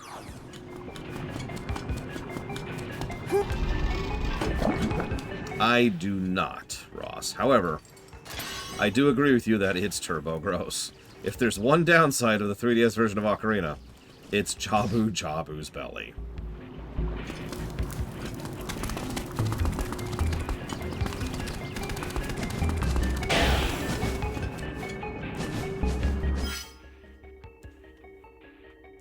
That's a good question, Lord Hermon. And I know you're talking about Kingdom Hearts 1. I learned how to do it because I was an idiot, and I grinded like crazy on the island. Yeah, dungeons inside monsters. We'll talk more about that when we get to the Oracle games.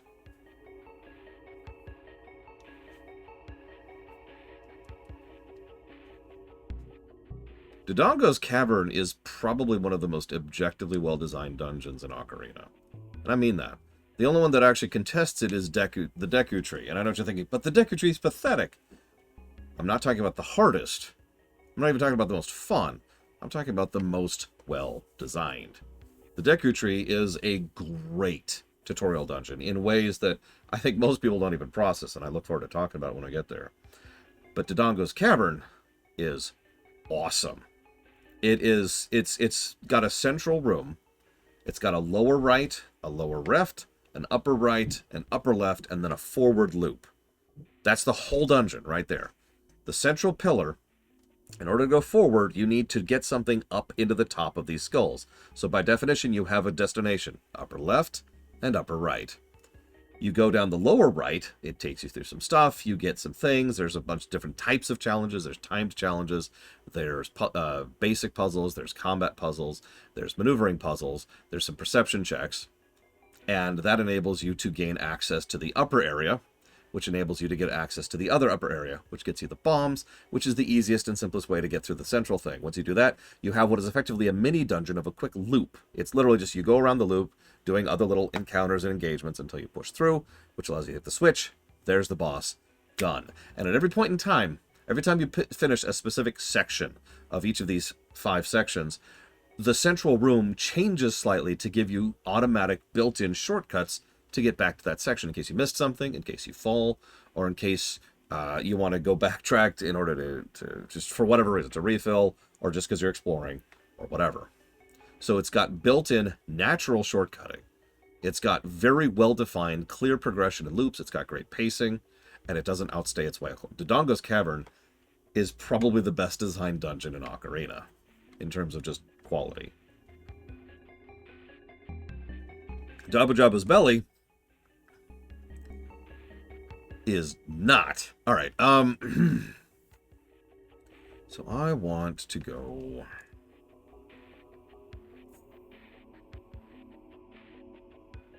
there, I suppose?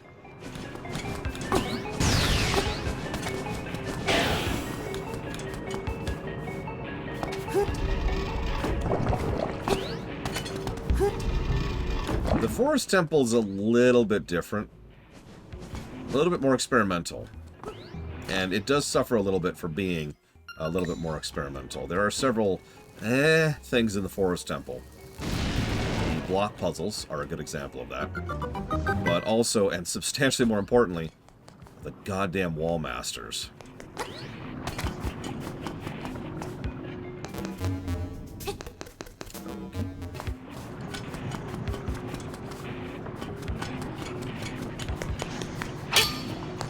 Also, if I might be so bold, the boss of Dodongo's Cavern is visceral, fun, and interesting, and has multiple ways to deal with him. The boss of the Forest Temple is not actually all that great. A little bit too punishing for a little too little time to deal with something that's very frustrating to do on a little analog controller. Don't mistake me, I love the Forest Temple, but I just don't think it's on the same level as Dodongo when it comes to gameplay. I actually love the boss of Jabba Jabba's Belly. It's probably one of my favorite Ocarina bosses. No joke.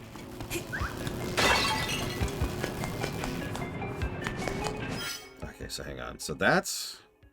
Both of those lead to something I need the wand for.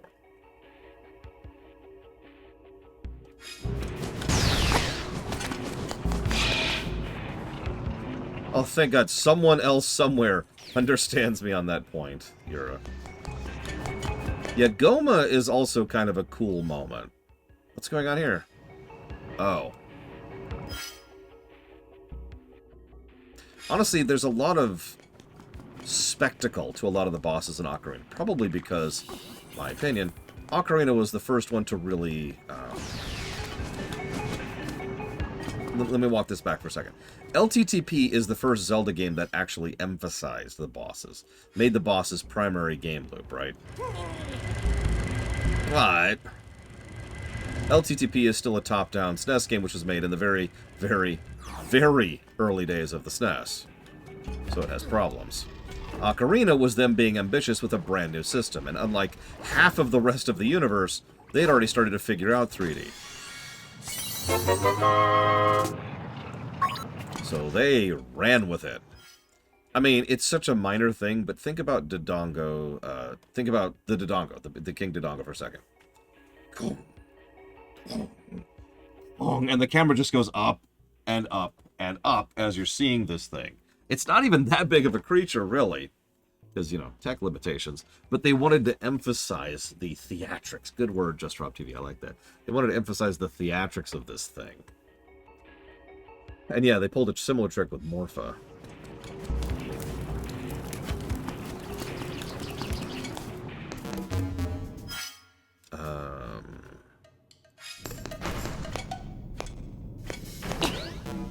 And yeah, Ganon. The Ganon fight in Ocarina.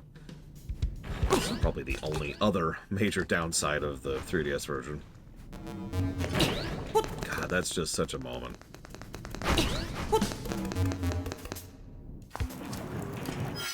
You just see this monster slowly rising. Oh yeah, Bongo Bongo actually unironically has my favorite boss intro.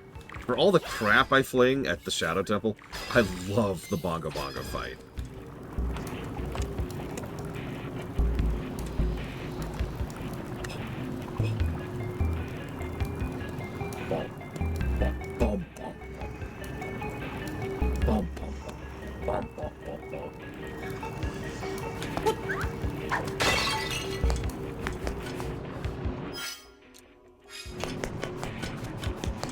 Honestly, I struggle to think of a bad boss fight in Ocarina.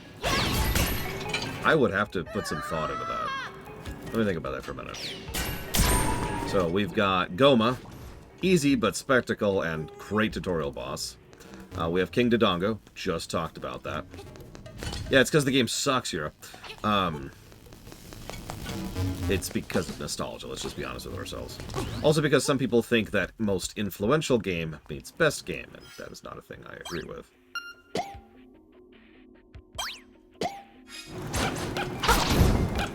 Let's see.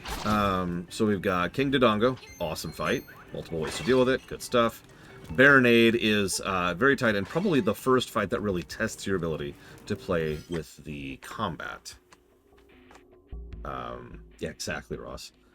It's very easy to see why people think Ocarina is their favorite Zelda. That's easy. So we got Baronade, cool, and then we move forward to the future. Now, as I already mentioned, I think Phantom Ganon isn't a really great fight. It's much better on the 3DS version. First of all, it's easier to see which one is the fake Phantom, because just the shadings are more distinct. But second of all, it's a lot quicker to, aim, right? Like, shunk, shunk. Still a very spectacular fight. I agree with that.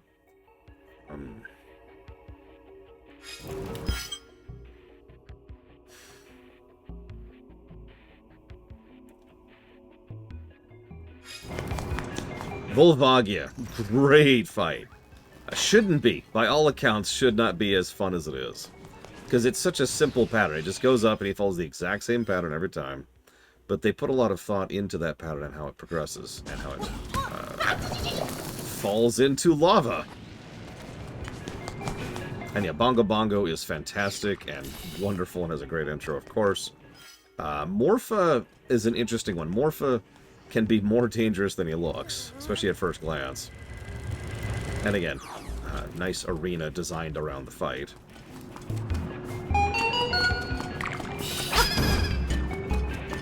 I don't count Dark Link because he's not a dungeon boss, which of course brings us to Twin Rova. Is awesome, of course.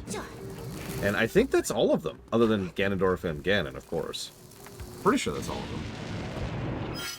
them.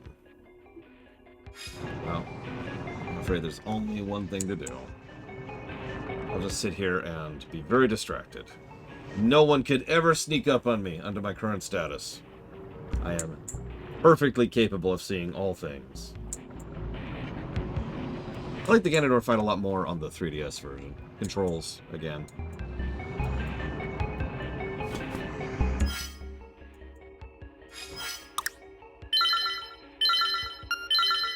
Either way, it sounds like it is dinner time. What is that? What is that? What is this? Hey, please? Well, I don't want you to give it to me. I just want to see it. Can I see it, please? Tell me where it is. Which one? Which hand? Which hand is it in? It's in this hand. I will defeat you. Defeat. Oh no!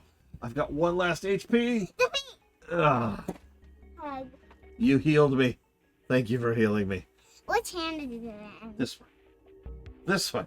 This one. It's in your mouth. You ate it. Why did you eat it? Why did you eat it? Listen, I know it's dinner time, but you can't go eating toys, okay? Okay. I hid it. You hid it? You're not supposed to hide it. Whoop, whoop. That's in the game, huh? Yes, it is. Now, can you do me a favor? What? Can you say, bye, stream? Bye, stream. Wait.